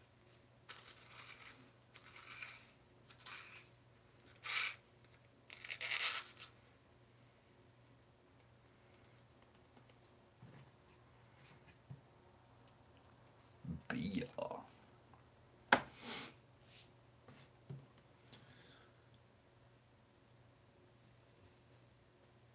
Old school, what did you do? LOL. Nothing crazy, just driving violations paid with time, hooning all day. Dude, my first bad ticket, I almost went to jail actually. I'm not even gonna lie. It was a bad ticket. It was a bad ticket. Y'all take a guess how bad my ticket was. I was in a 65 mile an hour zone on the highway. How bad do you think it was? And keep in mind I was 16 and my girlfriend was in the car. Justin says 120. What do you say, old school? About 120, 130. Okay, so here's how it went down. The speed he clocked me or radared me on the on ramp to the highway, I was going 101 in a 65 on the on ramp on a right angle, just ripping it.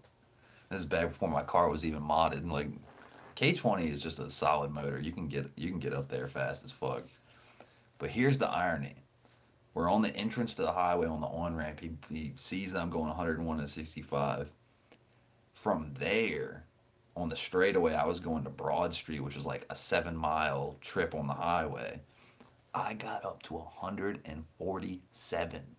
147. He didn't fucking. He just chilled back there and watched me do my shit, right? And then finally, towards the end of Broad Street, he pulls me over. State trooper, right? He only writes me up for 101. Like, I was fucking booking it. I know I was going at least 140 on that straightaway. Like, showing off in front of your girlfriend or having fun or whatever you want to equate it to while you were doing it. Just, you like going fast.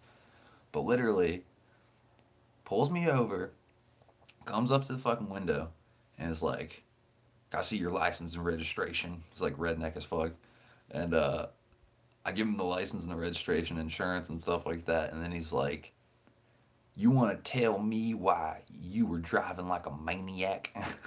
I was like, I had nothing to say, so I was like, "Oh, we're just going to, we're just going to Red Robin, just trying to make good time."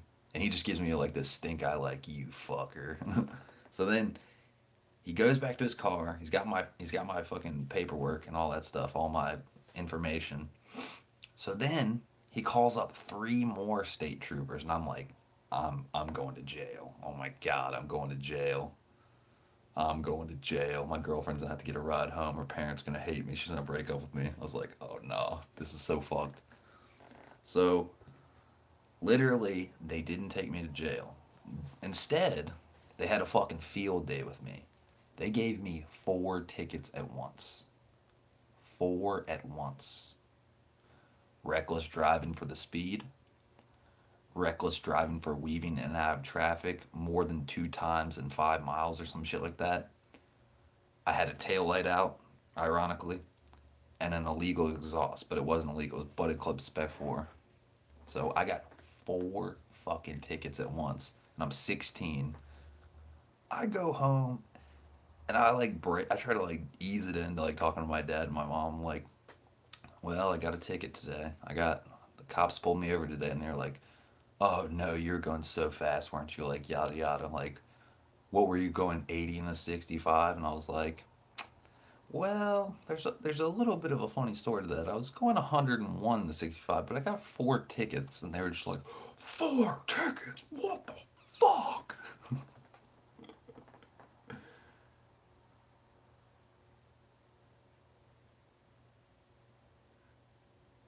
Oh my god. Wait. You got luck. What the fuck? You got lucky. I've topped out the DA9 at like 130, 130.25, something like that, standing on it. Oh my god, did you the scared straight way? LOL. Did your girlfriend like you more after that? No. No, she didn't. That was an awkward meal at Red Robin. She was like, "Are you gonna be like in jail? Are your parents gonna disown you?"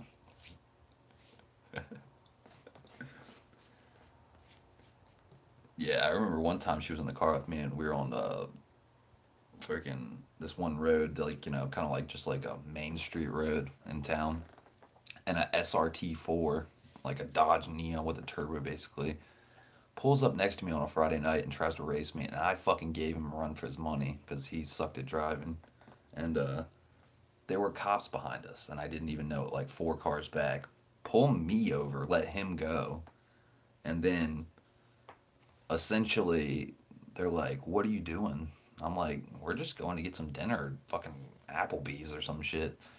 And they literally like, "Oh, okay. We thought you were like racing or something." I was like, it's like give them a fucked up look, just like, racing? No, not at all. I was going 45 because I did get up to 45 because like it was a 45-mile-an-hour zone. Beat him off the line, got up to like 45, about to get in the, second gear, then get to third, and let off because I saw lights in the back of me right when I was like around 45 to 50. So I was like, didn't pursue the race anymore, but got lucky as fuck with that too. But yeah, those four tickets, man, that was some bad news bears.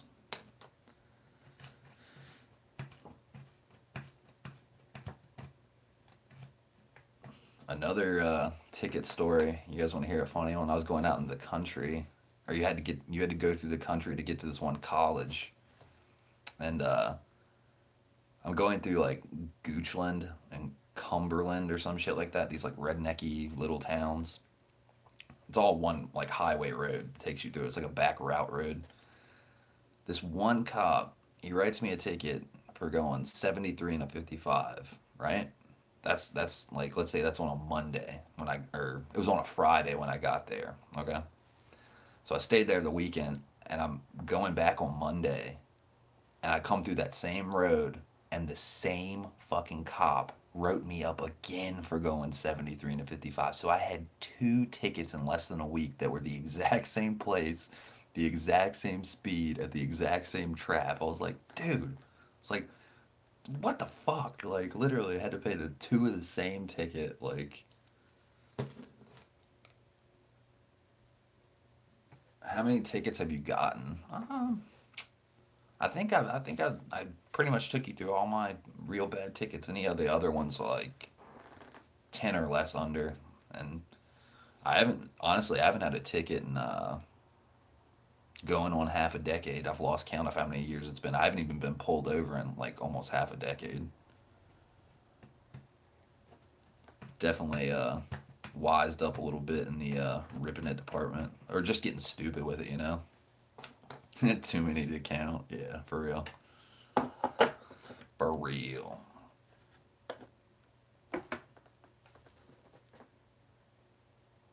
Yeah, man, have a good time.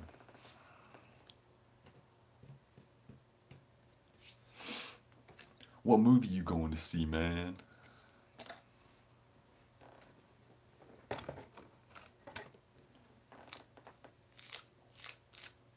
Y'all have a good one, man. It was nice chatting with you. Glad you're here for the unboxing and to shoot the shit some more. Man, once we get some more people up in here, Star Wars, Star Wars. Yeah, once we get some more people up in here, that shit'll be more fun. I mean, it's fun right now. I mean, just like fucking three or four of us in here, kicking it and shooting the shit.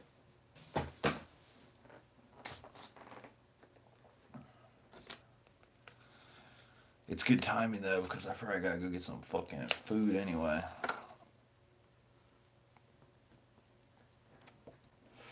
Having lunch at dinner time, you know what I'm saying?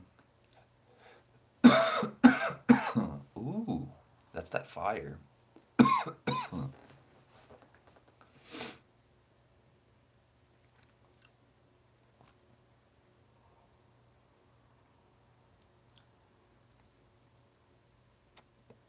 That fire.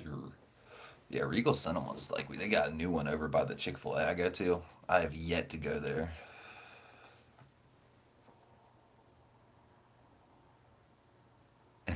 It's Star Wars, aka Star Wars Mexican style. I don't know why I just thought of it. It reminds me of Super Trooper. He's like Johnny Chimpo. He's like, it's Afghanistan animation. It's really funny.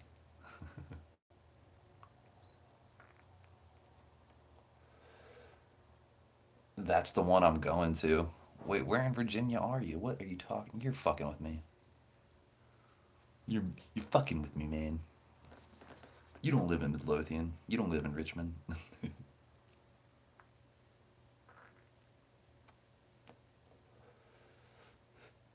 Did you old school? Did you see that they're making a new Super Troopers like the sequel? It's coming out on 420.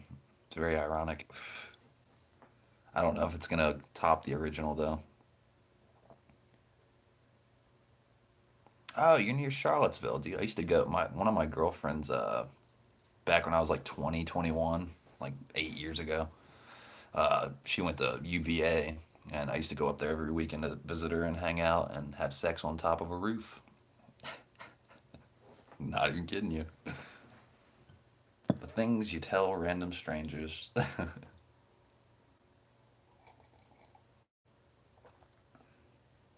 I seen it on the Snoop Dogg talk show West Fest News Channel. Fuck yeah. On top of her roof. Yeah. Well, it wasn't even her roof. It was on top of like the library building. You can like climb up there and like just hang out and nobody. It's like a secret spot. It's pretty fun.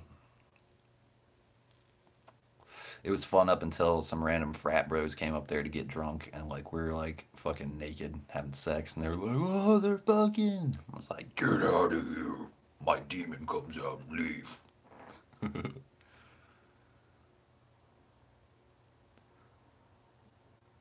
Like Jim Morrison on Trick's rooftop. Yeah, exactly. Except for the part where I'm not gonna like jump out and hang out and fucking be like, yeah, well, you died for me. Just like fucking putting people to a bunch of suicide whims like, well, you died for me.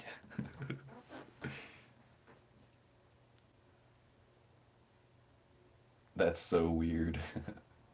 Lizard King, I can do anything. Later, Justin. Have a good time, man. Have sex with Princess Leia for me.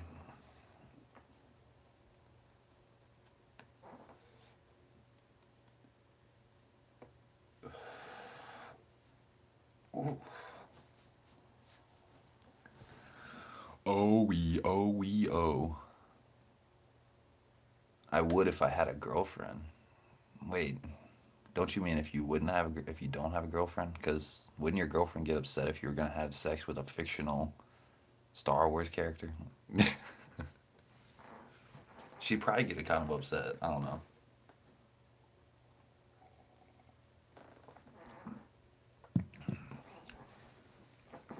I remember one time I told my girlfriend, I was like, if Marilyn Monroe was still around, I'd fuck the shit out of her. And she was really upset.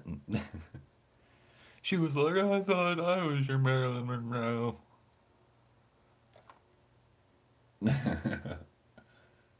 Ah, no, she likes threesomes. Well, you picked a good one, man. Good job.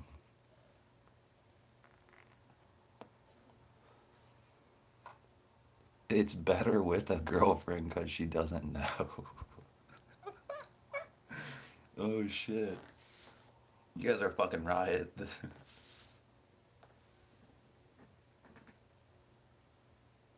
What the fuck?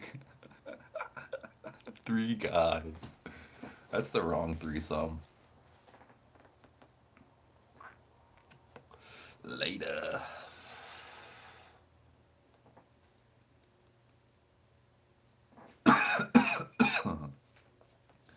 Old school. Have you ever seen Don't Be a Menace to South Central while drinking your juice in the hood? No way, bro. Fuck that. Dude's tripping. That's way too many penises for the equation. Need a -2.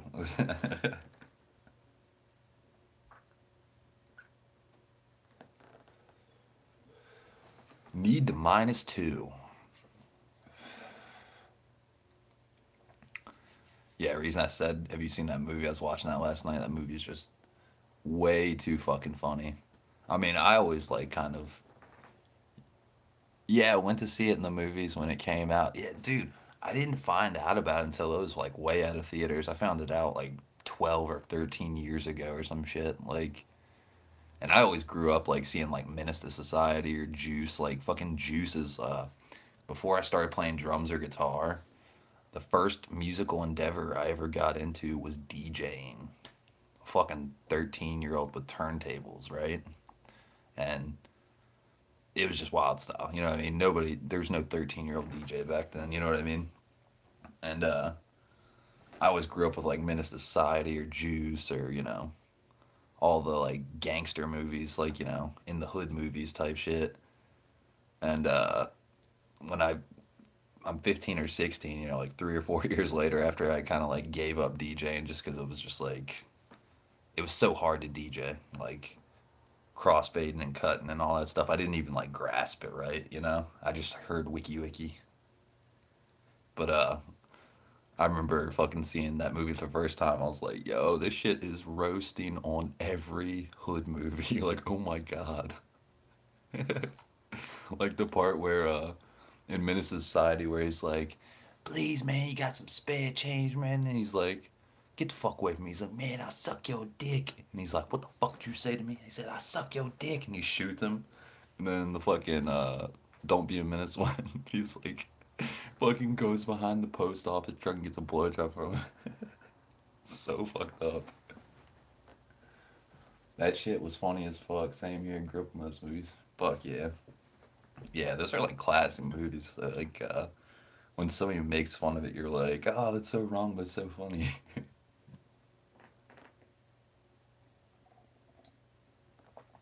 For real.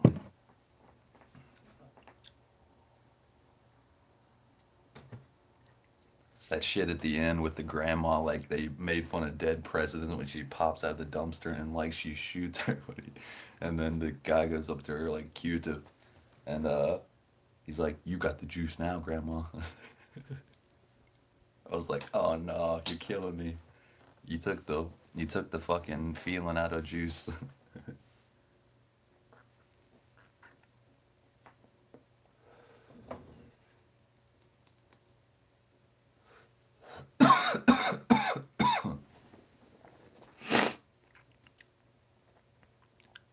Oh no, what the fuck? Ever seen CB4 with Charlie Murphy and Chris Rock mocking NWA? It's pretty funny. Oh my god, no, I haven't. I have a good feeling about this. CB4. When you type in CB4, the first thing that comes up is I'm black, y'all. Sweat from my balls. What the fuck? Oh my god. I'm almost scared to click on it.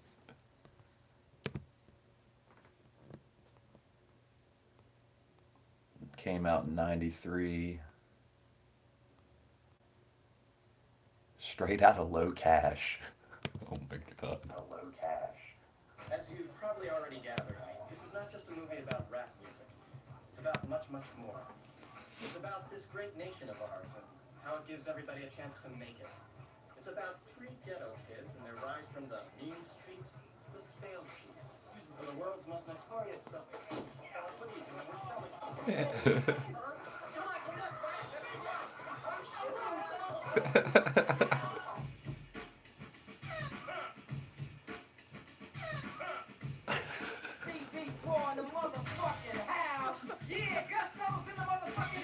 Gusto's in the motherfucking house. Stab Master Arson.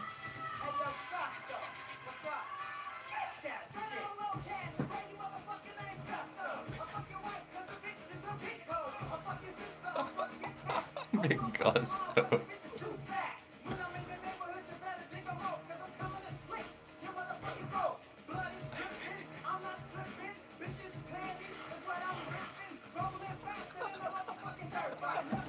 Bitches panties, what I be ripping.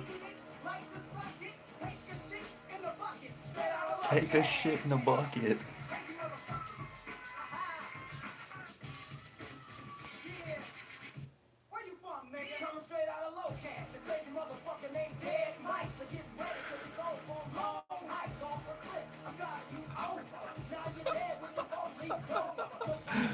Yo, I'm about to thump this shit in the car later. See how many weird looks I can get at the stoplight.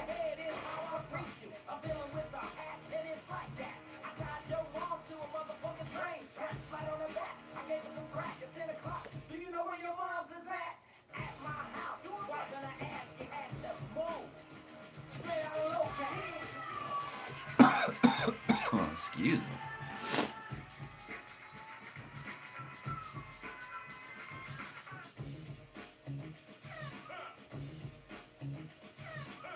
That fucking sample.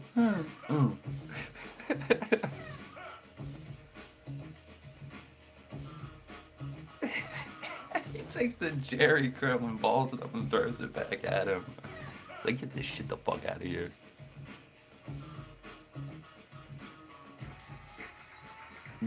They got people at this show in prison bars like getting down in the jail cell.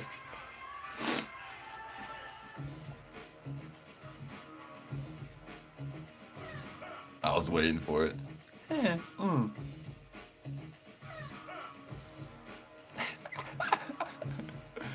don't know how I've never seen this before. Chris Rock is funny as hell in this shit. Yeah, for real. Chris Rock is... That's another comedian I fuck with real hard. Like Dave Chappelle, like we were talking about last night, and Richard Pryor. Like, Chris Rock is funny as fuck. I remember growing up seeing that How to Get Your Ass Not Beat by the Police skit. That shit was funny as fuck. Dude just... The cop pulls him over and he just gets out the car when he's coming up. He's like, man, what the fuck do you want?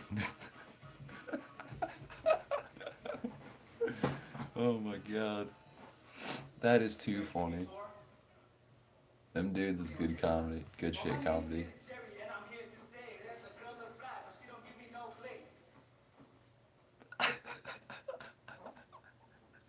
Oh shit. Sweat from my balls. What the fuck?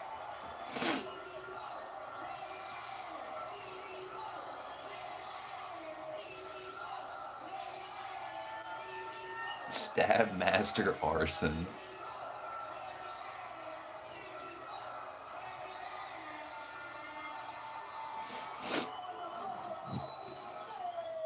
On the motherfucking stage. Winking, yeah, man. Oh, Winking, fucking I saw your comment earlier. I missed it. It said phase 1 complete, so the welding's all done. Fuck yeah. How's it looking, man? Did RJ do it up solid? Is it sexy welds? Yes, sir. Fuck yeah. Nice, man. Good look on that. I appreciate that. Definitely looking forward to seeing how that looks once it gets here, man. I'm excited. Getting this battery relocated soon. Make room in the bay. Get that catch can. We out here.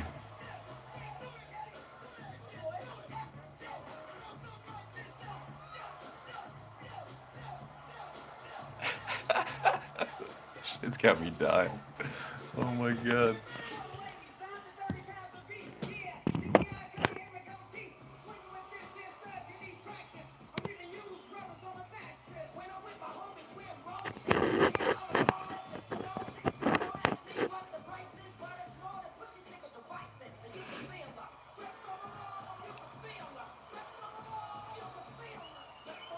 Sweat from my balls.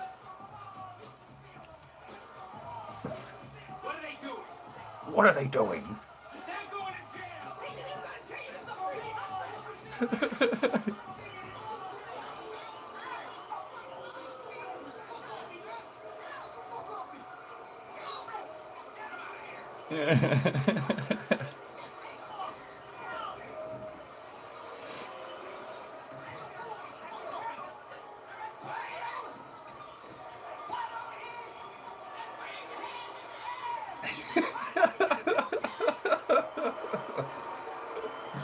Oh my god. Oh, that's great. That is fucking that's fucking gold right there. Sweat from my balls. That's my new song. It's my new jam.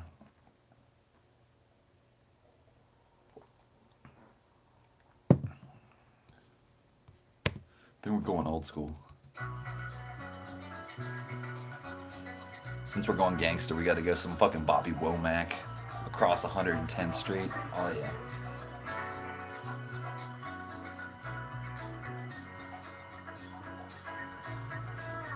Oh, fucking.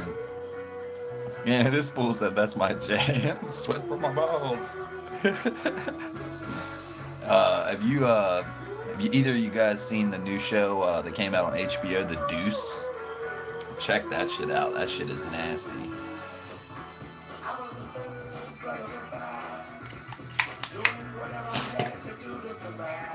It's about pimps and hoes.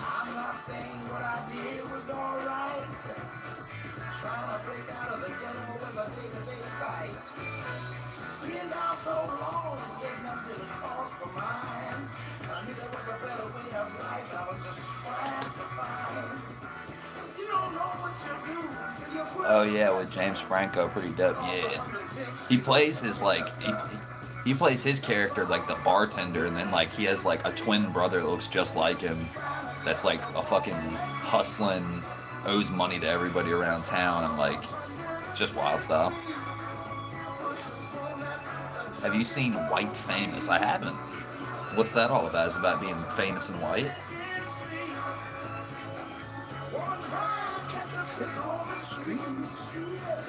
Across 110th Street.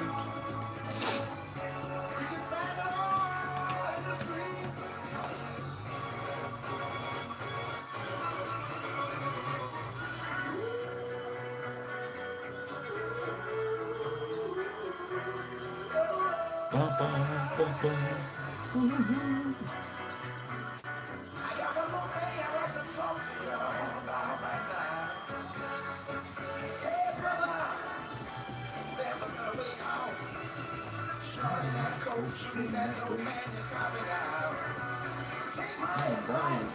It's either live or die. If you want to survive.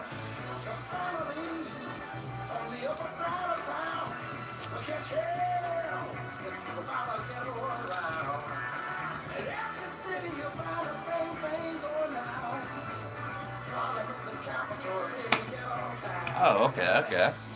Jay Farrah, yeah, I remember him from Saturday Night Live. I wonder if they got that shit on Netflix. Might have to watch that later. Man, I'm upset that the Deuce, like, first season, like, ended, and then, like, that was months ago, and they're not going to have a new season until, like, fall of this year, so I'm definitely excited to see the second season of that, because the first season ended fucking brutal. Not even going to spoil anything for y'all if y'all want to watch it, but, definitely some wild style pimps and hoes and police and all kinds of shit. We got a new Justin. What up, man? Justin D.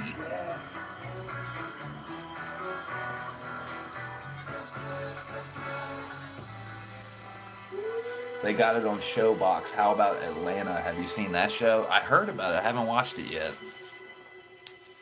Definitely need to put that on my list too.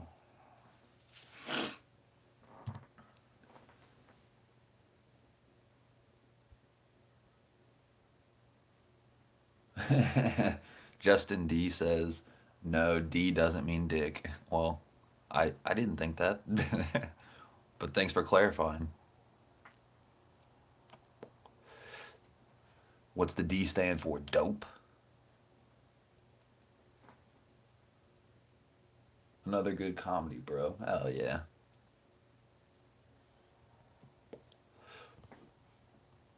Good to know, I guess. Thanks for clarifying that one, Justin. Excuse me. Fucking chest. Dope, totally.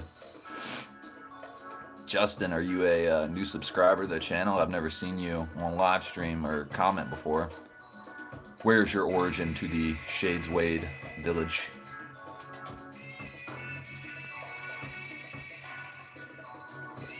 Oh, and also, since you just joined, like the title says,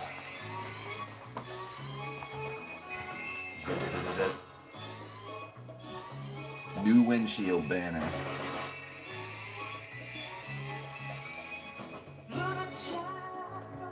Like the title says, OG Racing Honda.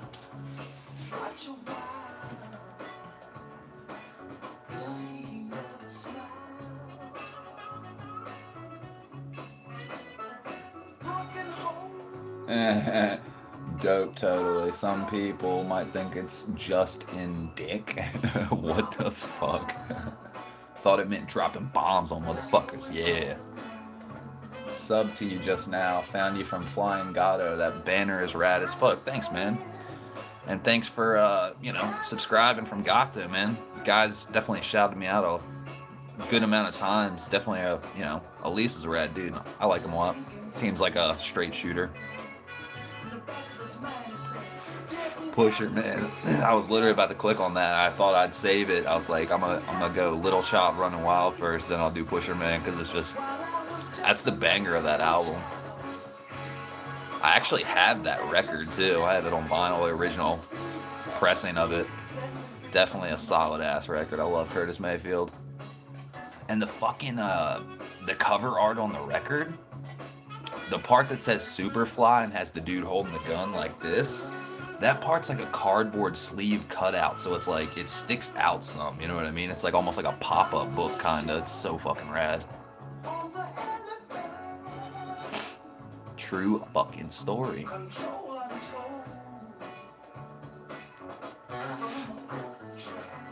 For real, me too. Not OG pressing though. My...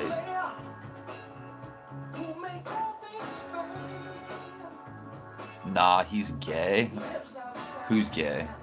Are you talking about Curtis Mayfield? Don't you dare. You better be talking about Elias. Just kidding. He's not gay either. Stop that.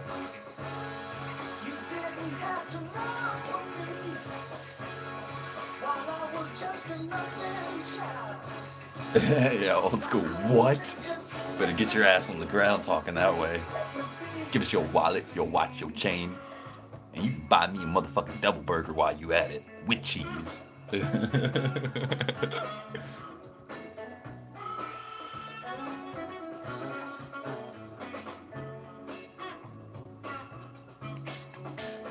He likes dick. Are you one of these people that like fucking has a secondary account and you put all that fucking troll speech on his fucking his live streams he's got to fucking moderate through? I have a feeling it's you.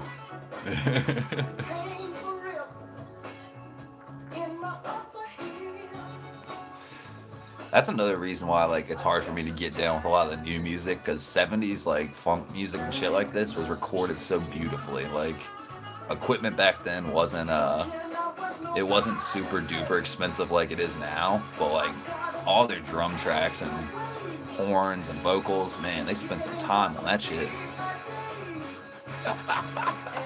You got it, old school. You said, motherfucker, I said with cheese. Pager starts beeping. He's like, oh, you a baller? You a baller? Give me that shit. Give me a motherfucking jewelry too. I'm gonna take your motherfucking Dayton's.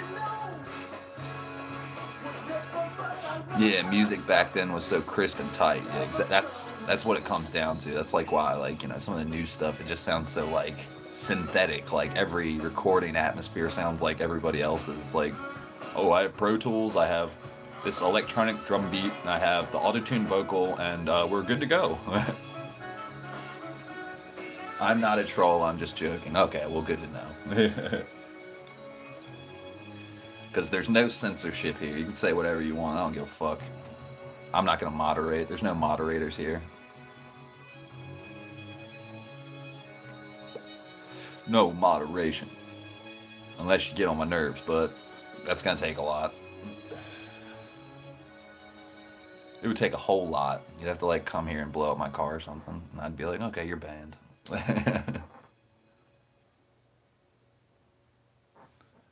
And since old school asked for it, going into the pushy man. God.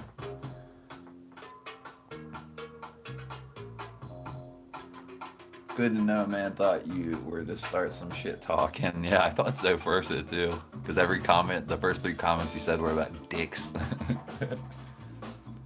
But I can troll if you like. Your call. You troll, we troll.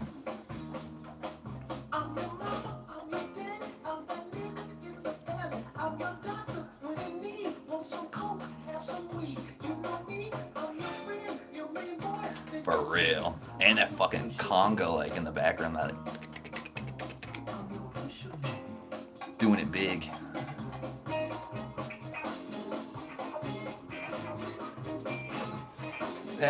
Winking. He said, okay, Justin, they're talking about penile objects. Penile, however the fuck you say it. Wieners. Don't do it. LOL, Wing King, wish granted. That's right.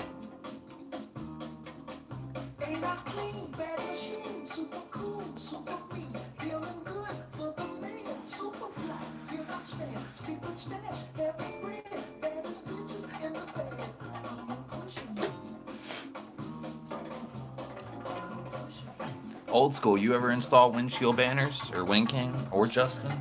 I've never installed a windshield banner. I've seen a few YouTube videos. I've seen people do it without wetting the, using like soapy water or whatever. Like palm olive or whatever the fuck they use.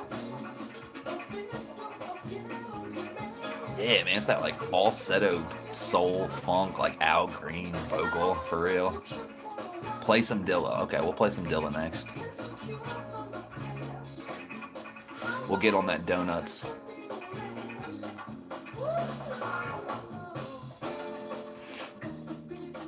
Yeah, it doesn't look too difficult. It's not really like I feel like it's gonna be like super hard or anything like that. It's just like Waiting 3.5 months, it's like this thing's like a unicorn or something. I fucking I would feel so dumb if I did it wrong or like got it crooked or got an air bubble in it or something. Oh, I wouldn't be able to sleep.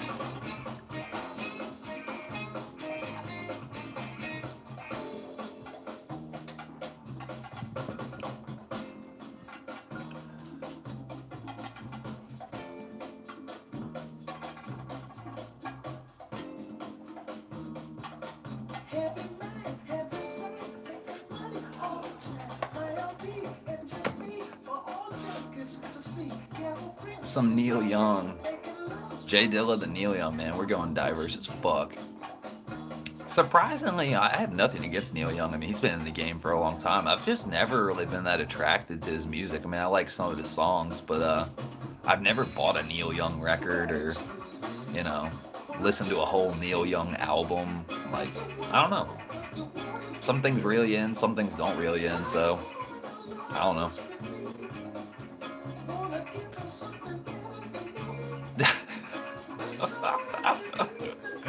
Bro, you're a borderline troll and I love it. He's like, I'm not a troll, but yeah, it kind of sucks. But I guess that's just like, you know, one person's opinion. Some of his beats is cool, not all though, feel ya. Yeah, you know what I mean? For me, like, the ultimate, Justin's back. Justin, we have a replacement Justin in here now, so there's two Justins in here now. We have your evil twin in here, Justin.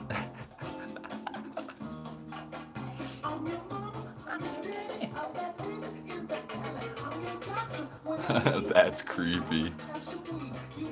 Down by the River's my jam. Yeah, you know what I mean? Like on a lot of his songs are in movies and stuff, and when they pop up, they sound fire. But for me, it's like if I can't sit from the very first song to the very end, it really like doesn't resonate with me because I want to like the whole album. Like if I have to skip from song 1 to 4 to 9 to 13 or some shit, then like it kind of like, you know, goes on the back burner of my like favorites or what I really like, because all the shit on that shelf over there is some shit I can like throw on and listen to it from the very beginning to the very end and just be like, ooh, that's good shit.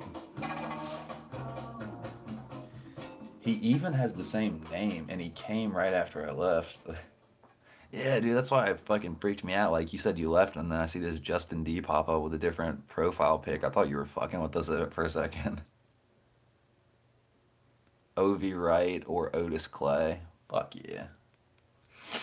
Yeah, I like a lot of old blues and stuff like that, like fucking Eric Johnson. If you like blues, check out Eric Johnson. That dude's a master. I like a lot of old music too, like even like 50s and 60s music, like fucking Little Richard and all kinds of shit, you know what I mean? Just like Jerry Lee Lewis and like those crazy piano players doing crazy shit and singing real good. And I mean, it's not like, you know, it's like that was pop music back then essentially. That's like where pop music came from and shit like that, but it's just fire music. You listen to the Temptations and shit like that. Soul, blues, rock is my shit. Yeah. Oh yeah. All right, so then Wing King.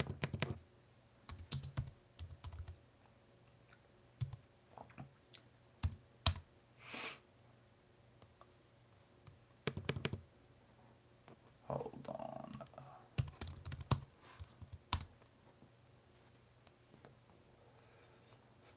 See if I can find this shit.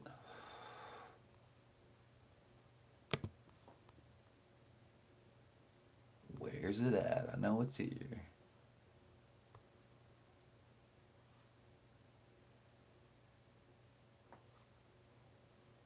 Where's it at? Man, I don't think they got it on here. Fuck. They have this one, man, I'll shut the...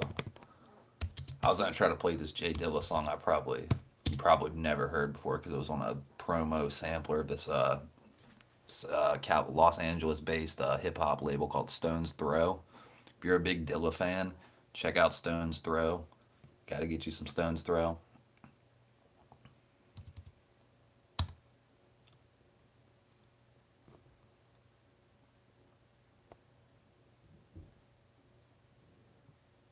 And since we're all people, we're going with motherfucking people.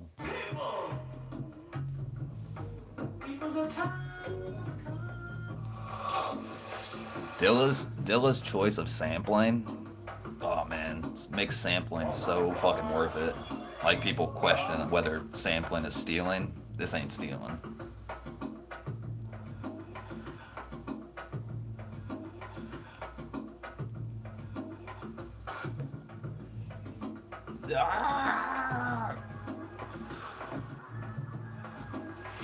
Oh man, here we go. I knew it was coming. Soul blues rock is my shit. Hell yeah. And then, do you like the secondary evil twin? Justin says, do you like fart cans? Alrighty then.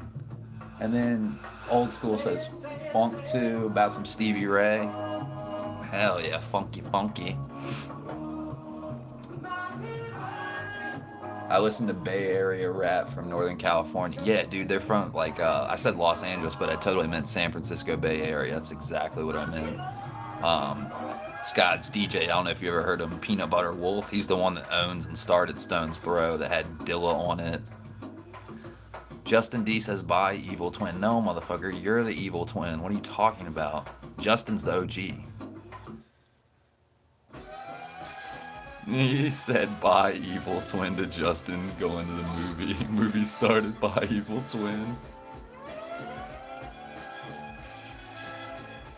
Evil mother. We both evil twins. Yeah, you're probably right about that. You're probably right. Maybe we both the same.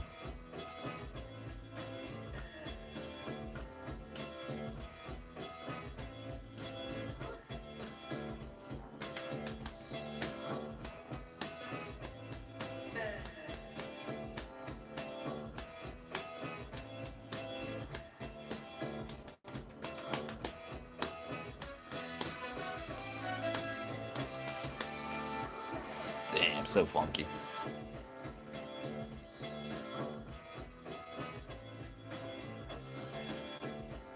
Exactly what I thought. Me too. You stop that, Justin. Oh, old school. I don't know if you've ever listened to Thundercat before. That's another dude that, like, that's a popular modern artist that's, you know, a newer artist, but, like, dude, he works with Flying Lotus and Kendrick Lamar and Pharrell, and that dude can play some fucking electric bass and sing fucking awesome. Like, I love me some Thundercat.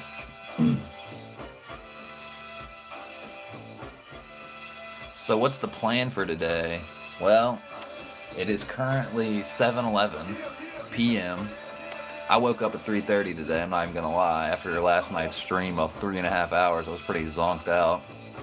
So, fucking, I don't have time to get the windshield banner installed today, but definitely I might give it a go tomorrow, honestly. Just, you know, see how, if it's going to be a difficult thing or not. I really don't, now that we've talked about it, I don't think it could be that difficult, because it's, the way these stickers are,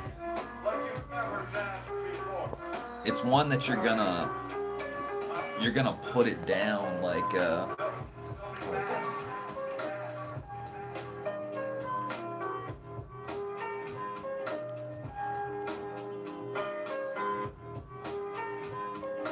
yeah, okay, it's one that has, like, you're gonna peel both. You have, like, your or, you know, like, matte, no stick on top. But then you have, fucking the sticky part underneath it, so, like, you can line both up or something like that. I'm not sure. I don't think it's gonna be that hard, though.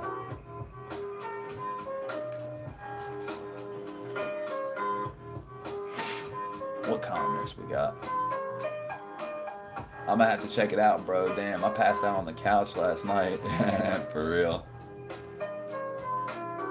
I usually, like, go to bed at 5 or 6 in the morning, just, like, because I've been playing PS4 all night or checking what everyone's doing on YouTube, all the West Coast late night uploaders and shit like that. And literally after the stream ended, I just, like, got in bed, which is, like, a rarity. Fuck the other Justin, I'm legit. How much was the banner? Banner wasn't that bad, actually. I mean, it's, you know, for a banner, I guess it's kind of expensive, but for the fact that you had to wait 3 months in advance, 3.5 months in advance, and it was special order from M&M Honda through Go Tuning Unlimited in California, it was 125 bucks with shipping. So not too bad at all, honestly, because this is not exactly like a Spoon Sports or some shit like your friend printed up or something like that. It's really M&M Honda Super Tuning, so they're a very legit company. They have some serious monster fucking track cars, Time Attack, Circuit. JDM though, bro, cool, yeah, for real. Like, I'm trying to think the origin of this company. It was I might be thinking of Mugen, but it has like some relationship to like Honda, like family, like relationship wise or something like that. And they make some nasty parts and have nasty cars, and definitely really commendable company as far as like Japanese racing companies go, because you have like a lot of them, you know what I mean? They're definitely up there.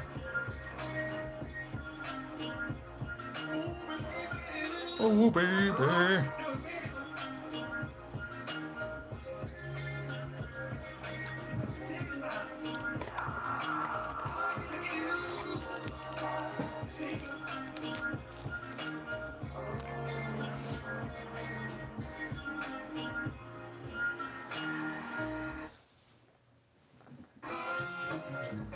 Hey, evil twin Justin, do you speak Japanese by chance? Can you translate Japanese? M&M Honda is a sweet tuning shop. Yeah, for real. I was watching Honda Pro Jason shit where he was like talking to the shop like he was there. That shit blew my mind. It's just awesome seeing their stuff. I'm a firm believer in trying to keep my car kind of looking like just like a RSX or a Type R, like sleeper kind of, just like it looks like a normal daily driver RSX or Honda Integra Type R. You can't really tell. I mean, it looks like a Honda Integra Type R at this point now because of the wheels and the kit. But if I were to jump outside of that perimeter of sleeper or just OEM look, I would definitely rock one of their wide body kits. That shit looks so fresh. That Arrow is fire.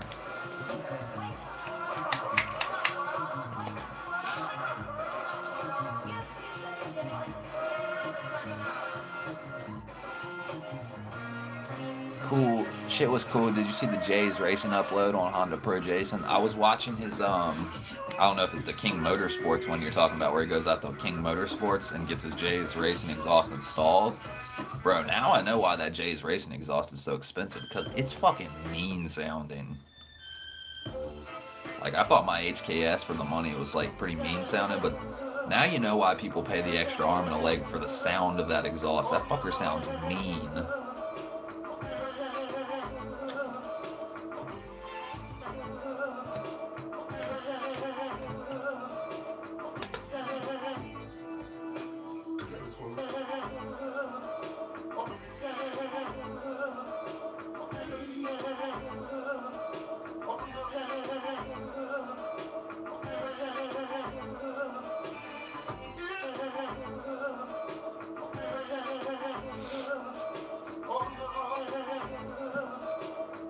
Definitely dig the stock look with cool wheels. Yeah, you know what I mean? And even like with the wheels I have, it's not that I wouldn't rock some TE37s or you know, some fucking C28 CN28s or Rega Masters or any good like sick ass aftermarket wheel that's JDM. But at the same time, I'm rocking ITR Type R 17-inch wheels, and the weight difference between stock 16s and these stock 17 Type R wheels, it's a bigger wheel, but it weighs less, because you can definitely feel more pull when you have the Type R wheels on the RSX. I can't even imagine how it would feel with the K20A in it. That red top. For real.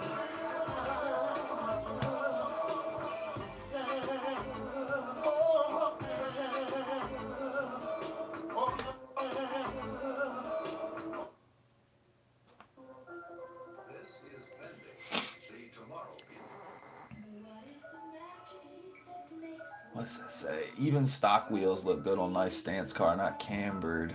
Get rid of gap stance. Yeah, that was like last night we were talking about things I did first in my car. Like I got an intake, and then you would think you would get header and exhaust next, but I jumped right to lowering the car and doing suspension. And yeah, a lot of people tell me they really like the height of my car. They're like, man, how does that thing handle? Like last night at Chick-fil-A when I was trying to do the first stream, some random dude was like, how's that thing handle, man? That thing's dumped. I was like, handles good, you know, it doesn't ride amazing, but it handles really good. He was like, nice.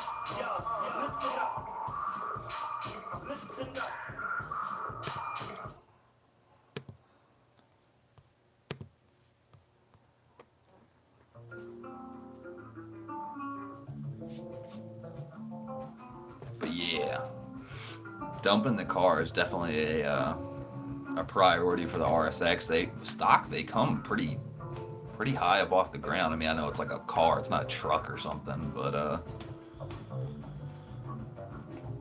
it definitely, the back end, the ass end of it would definitely like swing out on you when you took heavy turns with stock suspension for sure.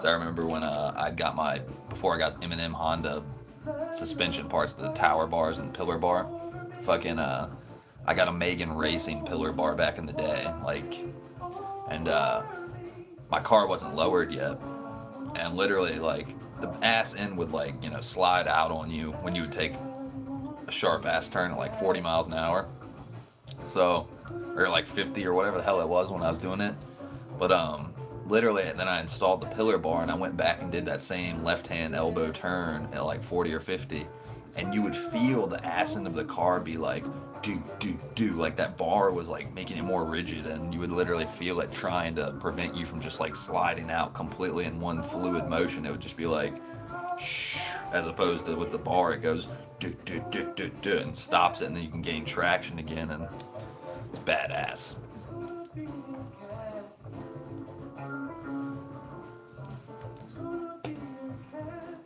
It's cool to be a cat.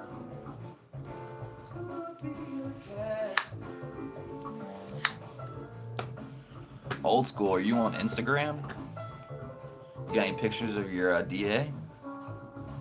I'm trying to follow that build, man.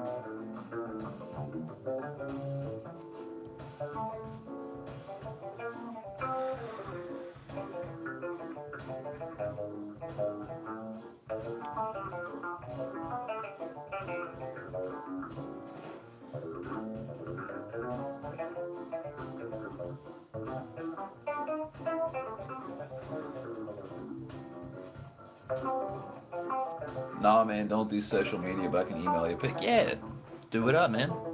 And yeah, I feel you on the social media thing, dude. Like 5 years ago, I'm trying to think when I even got Facebook. It was probably like, oh man, it was a while ago. Facebook. I've been on Facebook for a while, but Instagram is a totally this year thing. Like I used to be making fun of people with Instagram, like, oh, Instagram. Like I would call it, they'd be on their phone posting pictures or doing some shit on Instagram, and I'd be like, Instagram, you suck. And then literally like I didn't realize it was like as big of a rabbit hole or a wormhole as it is. Like literally you can just like tag shit and it pops up on a page that like thousands, hundreds of thousands, a million people are looking at just because of a tagged word. So it's really a resourceful tool if you're trying to get popular fast, or like getting, known fast, or get a fan base or an audience. So I feel you on it though.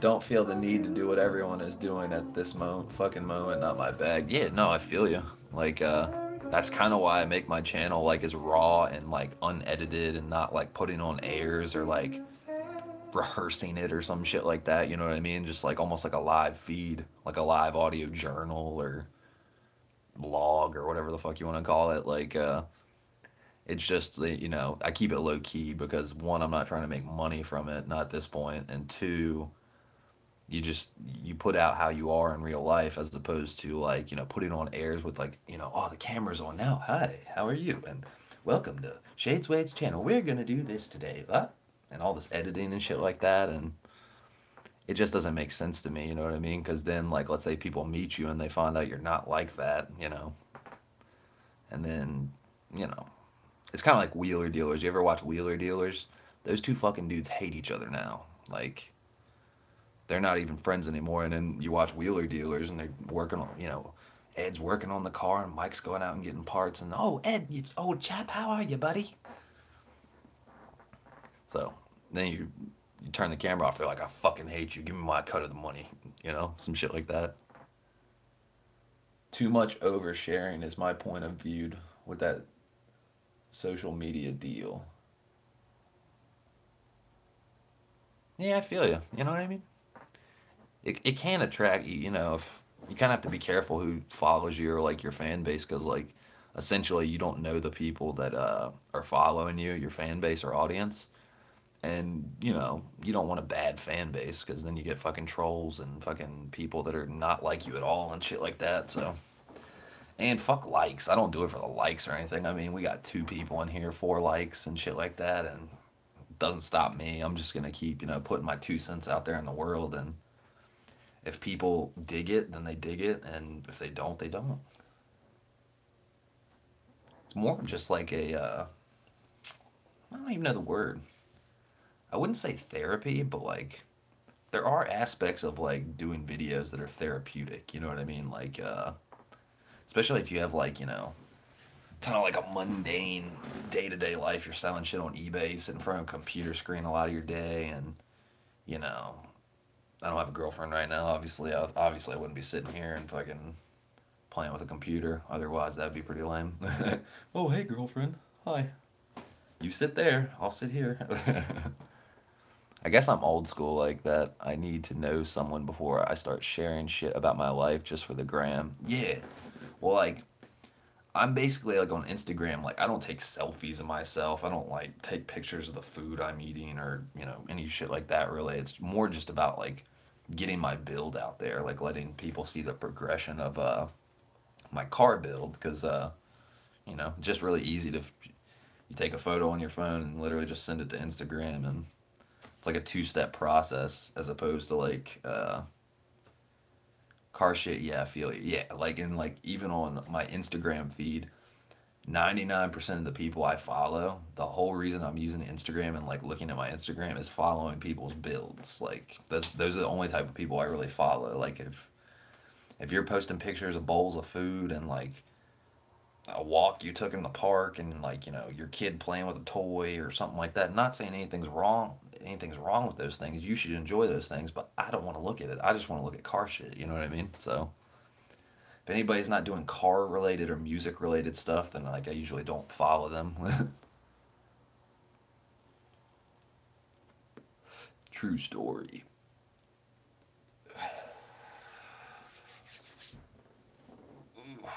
Good God, I need a new chest bone, sternum.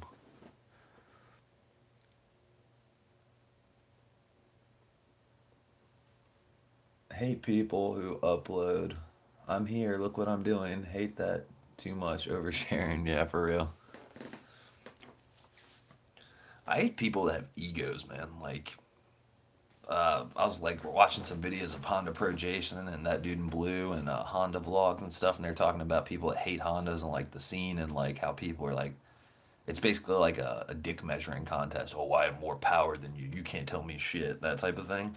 Like, yeah, I can't stand people like that. You know what I mean? And like people are like, you know, flaunt their good looks or their car is fast or it has these wheels on it or you know like a status like it's like a caste system in Egypt or some shit like just because you have a nice set of wheels doesn't mean you know a fucking thing about cars, you know, or just because your car is dump doesn't mean you know how to drive it or or this or that. You know what I mean? Like, it just doesn't make sense. Like, I hate people with egos. Like, it's one thing to be confident, you know, but ego is like where it just, oof, gets bad. Like, theirs is better or some shit. Yeah, exactly. You know what I mean? It's like people that get bent out of shape. Like, I've met people that have like '05 to '06 RSX Type S, and they think theirs is equally better. And then like I have to break it to them, like, you know, I'll be like, you know, yeah, yours might have 5 more horsepower, but I think your headlights and taillights look girly. You know, like I like the '02 to '04. That's just my opinion. You know, and I wasn't gonna roast your car to begin with, but it's like you're like, oh, mine's faster. It's like, well, yours has girly headlights. You know, I like the '02 to '04 setup. You know, it's way better. It just is what it is, man. Everybody's different to some degree, so like, it comes back to people getting offended too easily. You know, that shit's hilarious.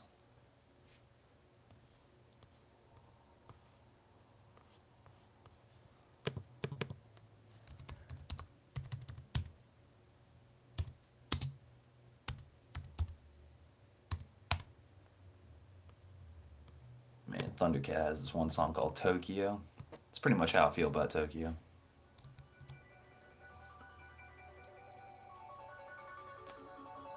I hate when people say, "Oh, you got an old car. That shit is annoying." Yeah, you know what I mean. And like a DA is like really old, but it's a badass car. And even my car at this point is 16 years old. Like like a RSX nowadays is like considered an old car. You know what I mean? It's like, who fucking cares? I'm proud that my car's been around for 16 years. I mean, you should definitely be proud. Your car's been around for what? What year's your DA? Like DA was what? Like it's like 88 to 92 or something, or 91 or some shit. I don't even know when they made DAs. Yeah, 93. Hell yeah. 25 years old, bro. Considering classic status, right? That's wild style.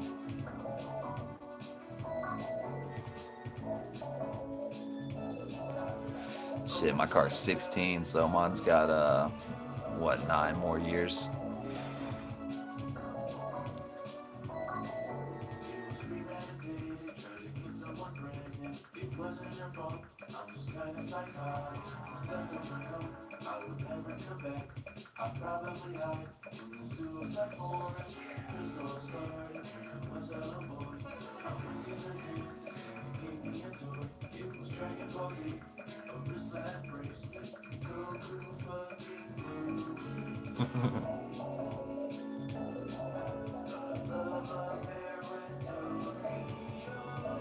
Sums it up, man. A love affair with Tokyo. It's pretty clean for being 25 years old. Runs so smooth, no oil burning or nothing. My dude, loving it. Fun little car. Fuck yeah. It's good it's not burning any oil. Mine, I'm not sure what was up with mine. Mine was like burning like, I'm trying to think. It wasn't burning a fuckload of oil or anything, but it was burning about half a quart of oil every 2.5 weeks. Like I would come back I'd check my oil every 2 weeks or something like that, and sometimes it'd be like half a quart low.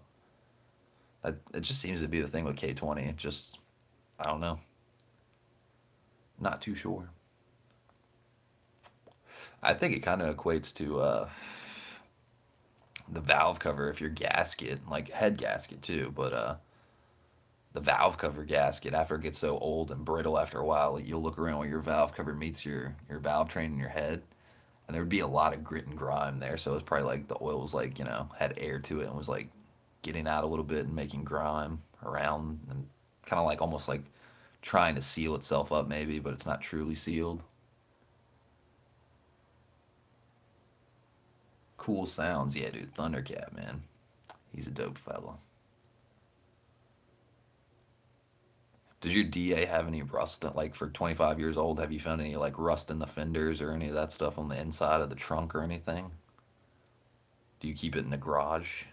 Or is it just like park it out in the driveway, the street car type thing?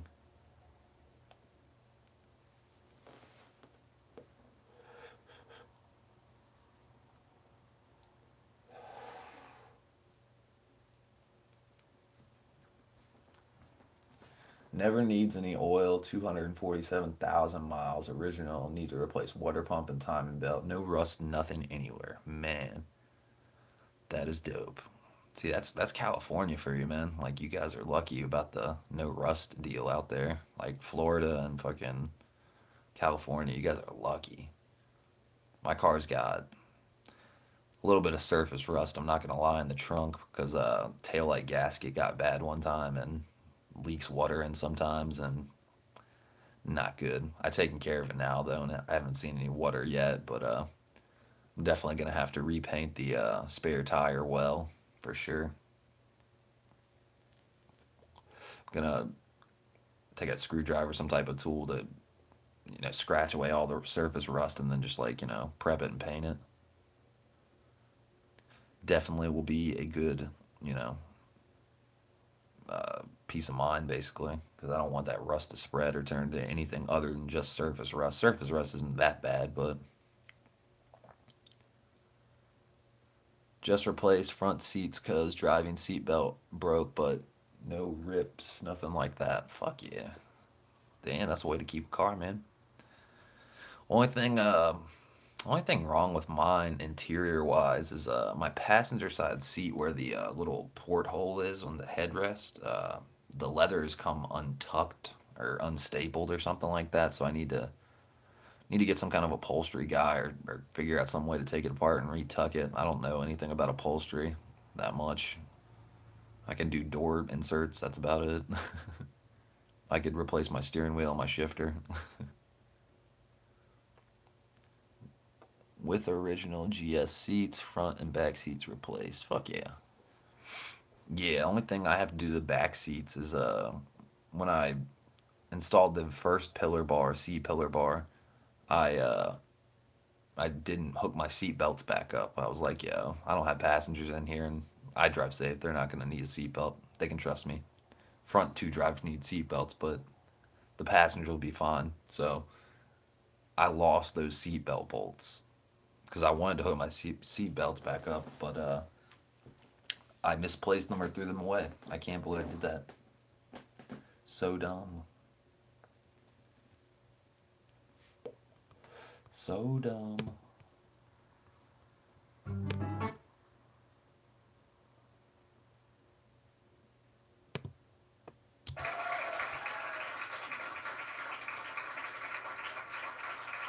Clap, clap, clap, clap, clap, clap.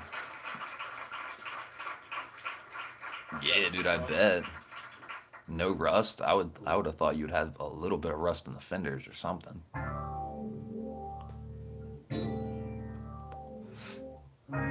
How's the paint? Has the paint held up over the years?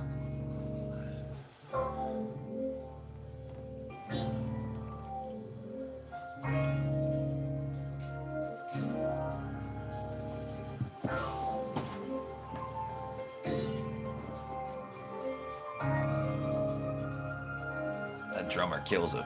He's using fucking devil sticks. Not even using real drumsticks. Super light. Like fucking bamboo poles. A bunch of chopsticks put together. I'm your biggest fan, but I guess that's just not good enough. Is it cause I wear my hair weird, or because I like to play Diablo? Don't act like you don't know what I'm talking about, cause I really don't wanna have to spell it. It's been repainted once. Original color looks alright. About to polish tomorrow. Fuck yeah.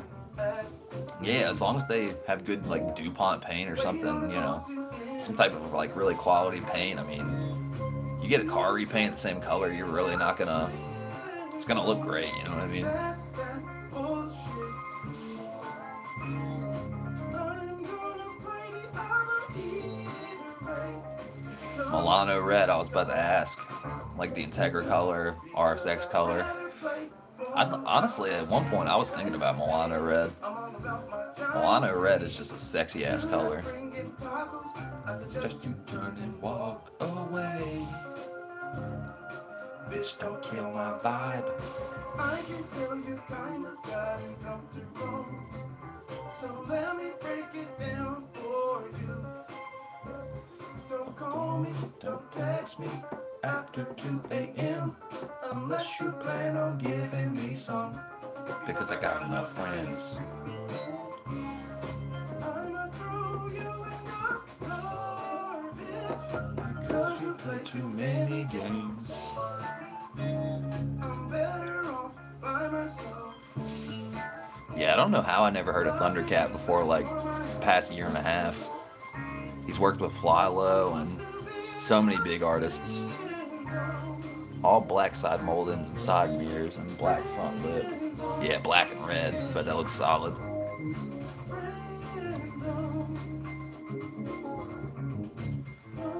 That's one thing I do need to get some, like the black windshield housing moldings, like the driver's side one mainly. It got cracked somehow, like when I wrecked my car, like fucking 13 years ago.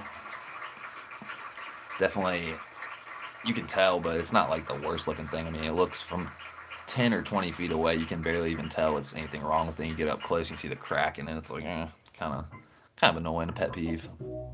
Then some of the rubber window housings and stuff like that, definitely need to get some fresh ones of those, because my driver's side window definitely has issues, as you've heard, fucking getting up and down.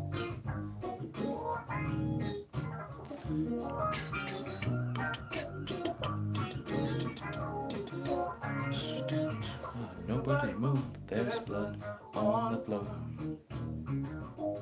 And I can't find my heart. That motherfucker can play some bass. Oh my god.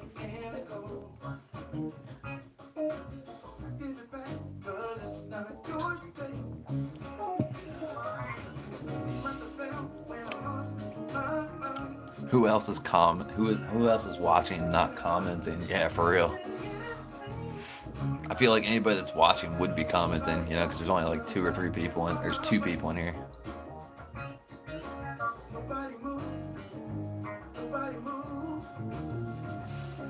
This is Thundercat playing. Sounds good. Fuck yeah. Glad you like it, man. It's definitely got that funky hip hop soul, like, just wild style.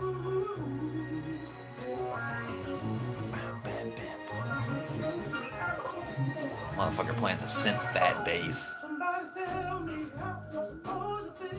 He's worked with a lot of different people. He works with like Kamasi Washington, Pharrell, Fly Low, fucking Kendrick Lamar. I think he's even worked with like Wiz Khalifa and like bigger, you know, some of the bigger hip hop artists.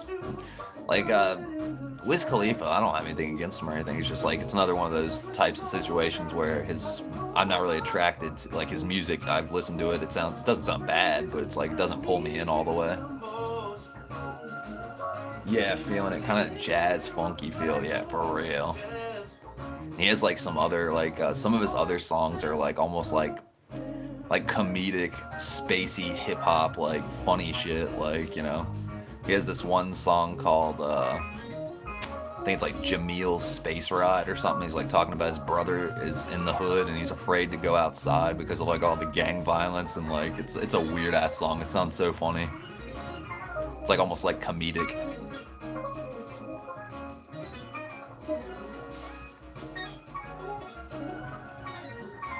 And this motherfucker is playing a six-string bass, electric bass guitar, which just takes a lot of talent to play 6-string bass.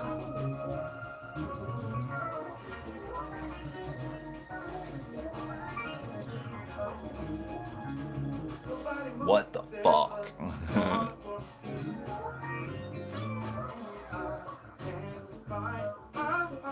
And singing and playing on 6-string bass too. That's like a whole nother level. Like, if you could sing and play your instrument, you're definitely good at your instrument.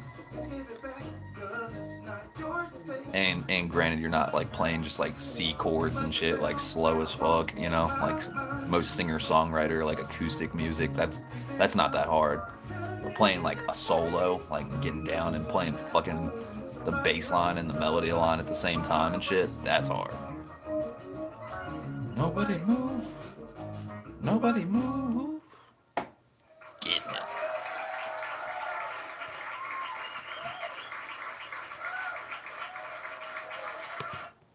it.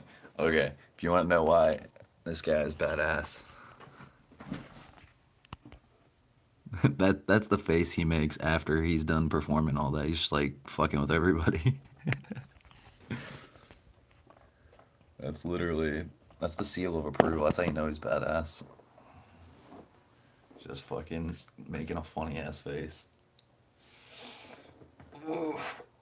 Good God. But yeah, today is Saturday night, 7:43 p.m. Eastern Standard Time.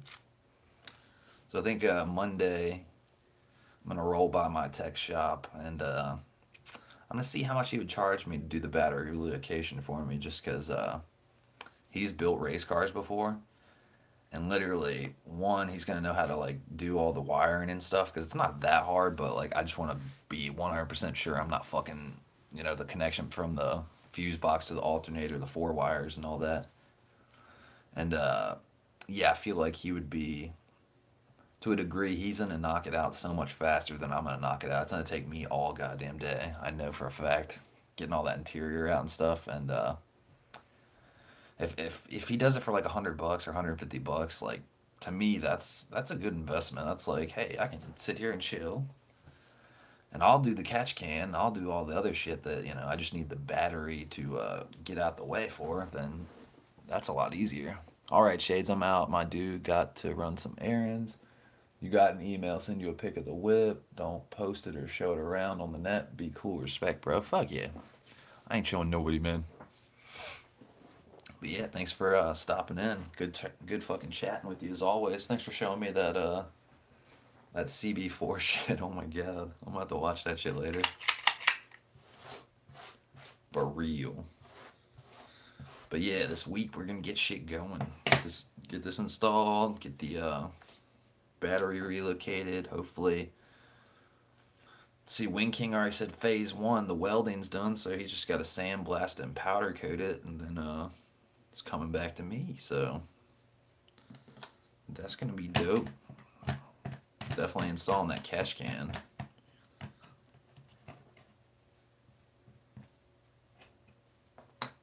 Definitely. I'll probably run it with the red and blue fittings just to see, you know, how I like it, how I like the setup, and how effective it is and shit. And then once that phase is done, then I'll send it off. I'll send the fittings off to Wing King so he can powder coat it, and I'll probably send him my intake piping so he can spoon yellow that bitch up. See you, bro. Laters. Have a good weekend, G. Fuck yeah, man. You too. You as well. Had a good music chat. Good card chat. Good gangster rap chat.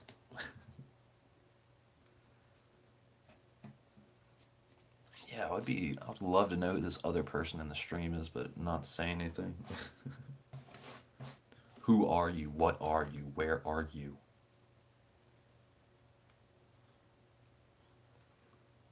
My first guess would be Wing King, but he's busy and he's just got it up. Or Honda Vlogs. Or maybe Hubert. One of you. One of the three.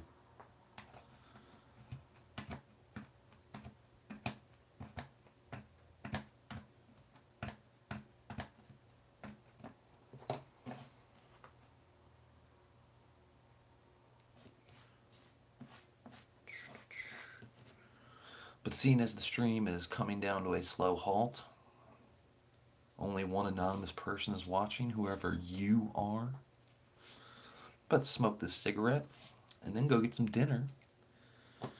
And yeah, the stream's about to come to an end. It's a good day of unboxing. Now we got 2 people. What the fuck?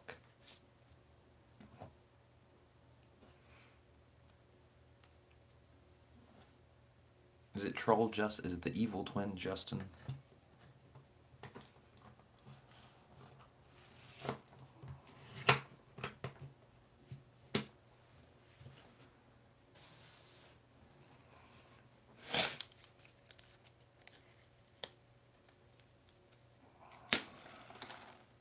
Get one more jam in.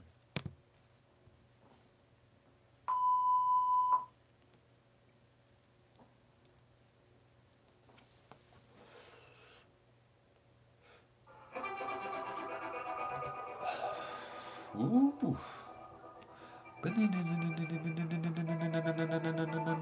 That helicopter tremolo. Yeah, that's right. That's right.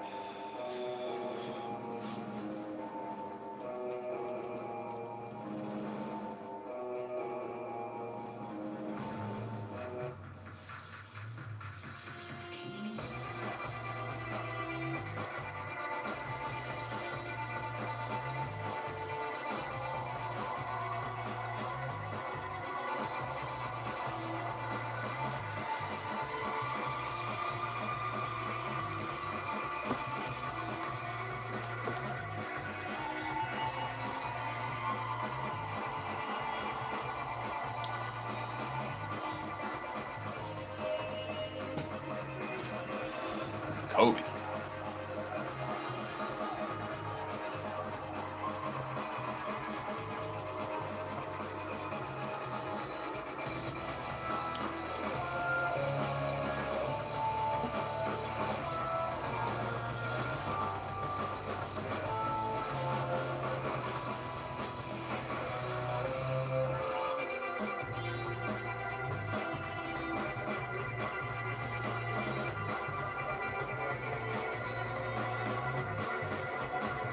You are listening to the sounds of Omar Rodriguez Lopez and Deontay motherfucking Parks on the drum kit, killing it.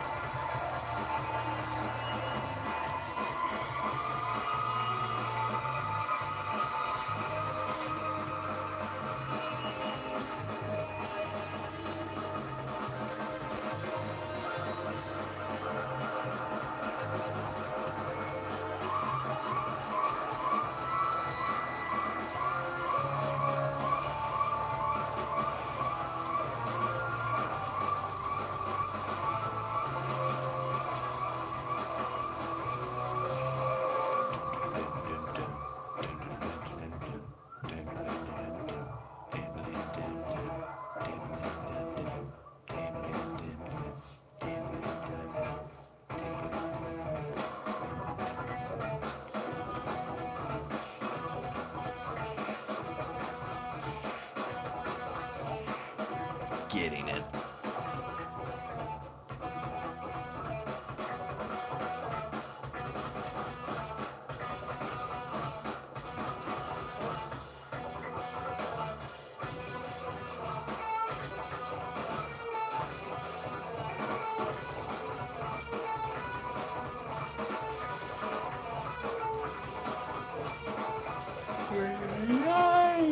Oh, it is time for food.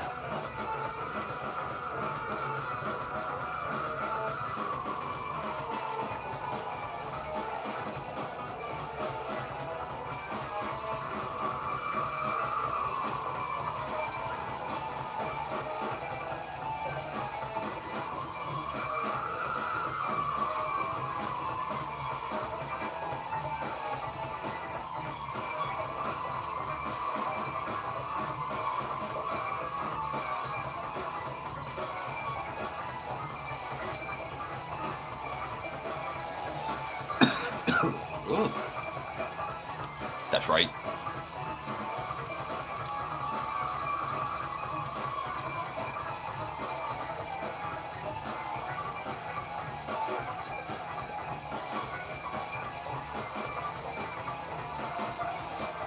Ooh.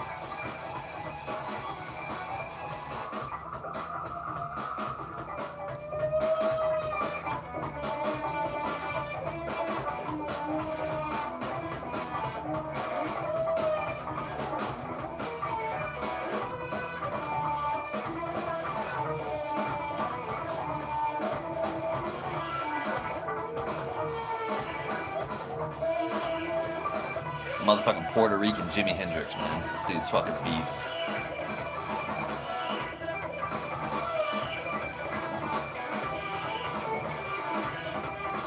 Slapping that bass.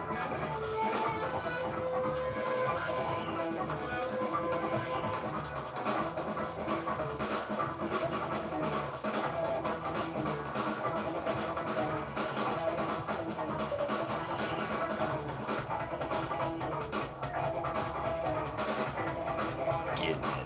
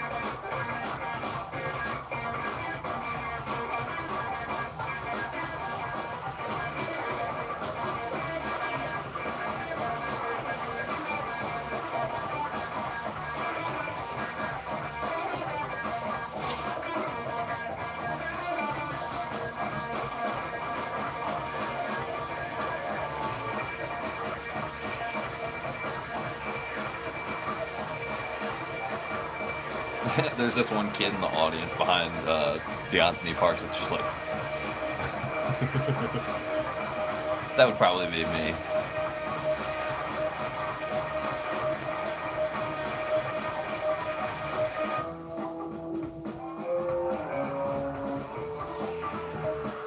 Getting it. Everyone is getting it.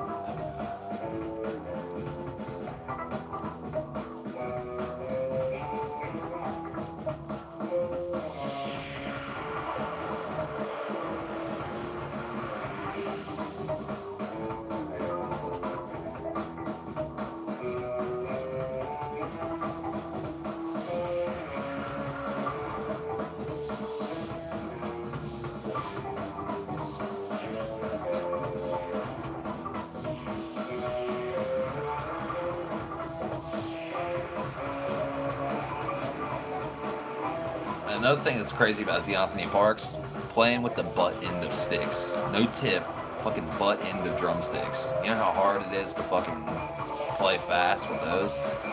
This dude's fucking amazing.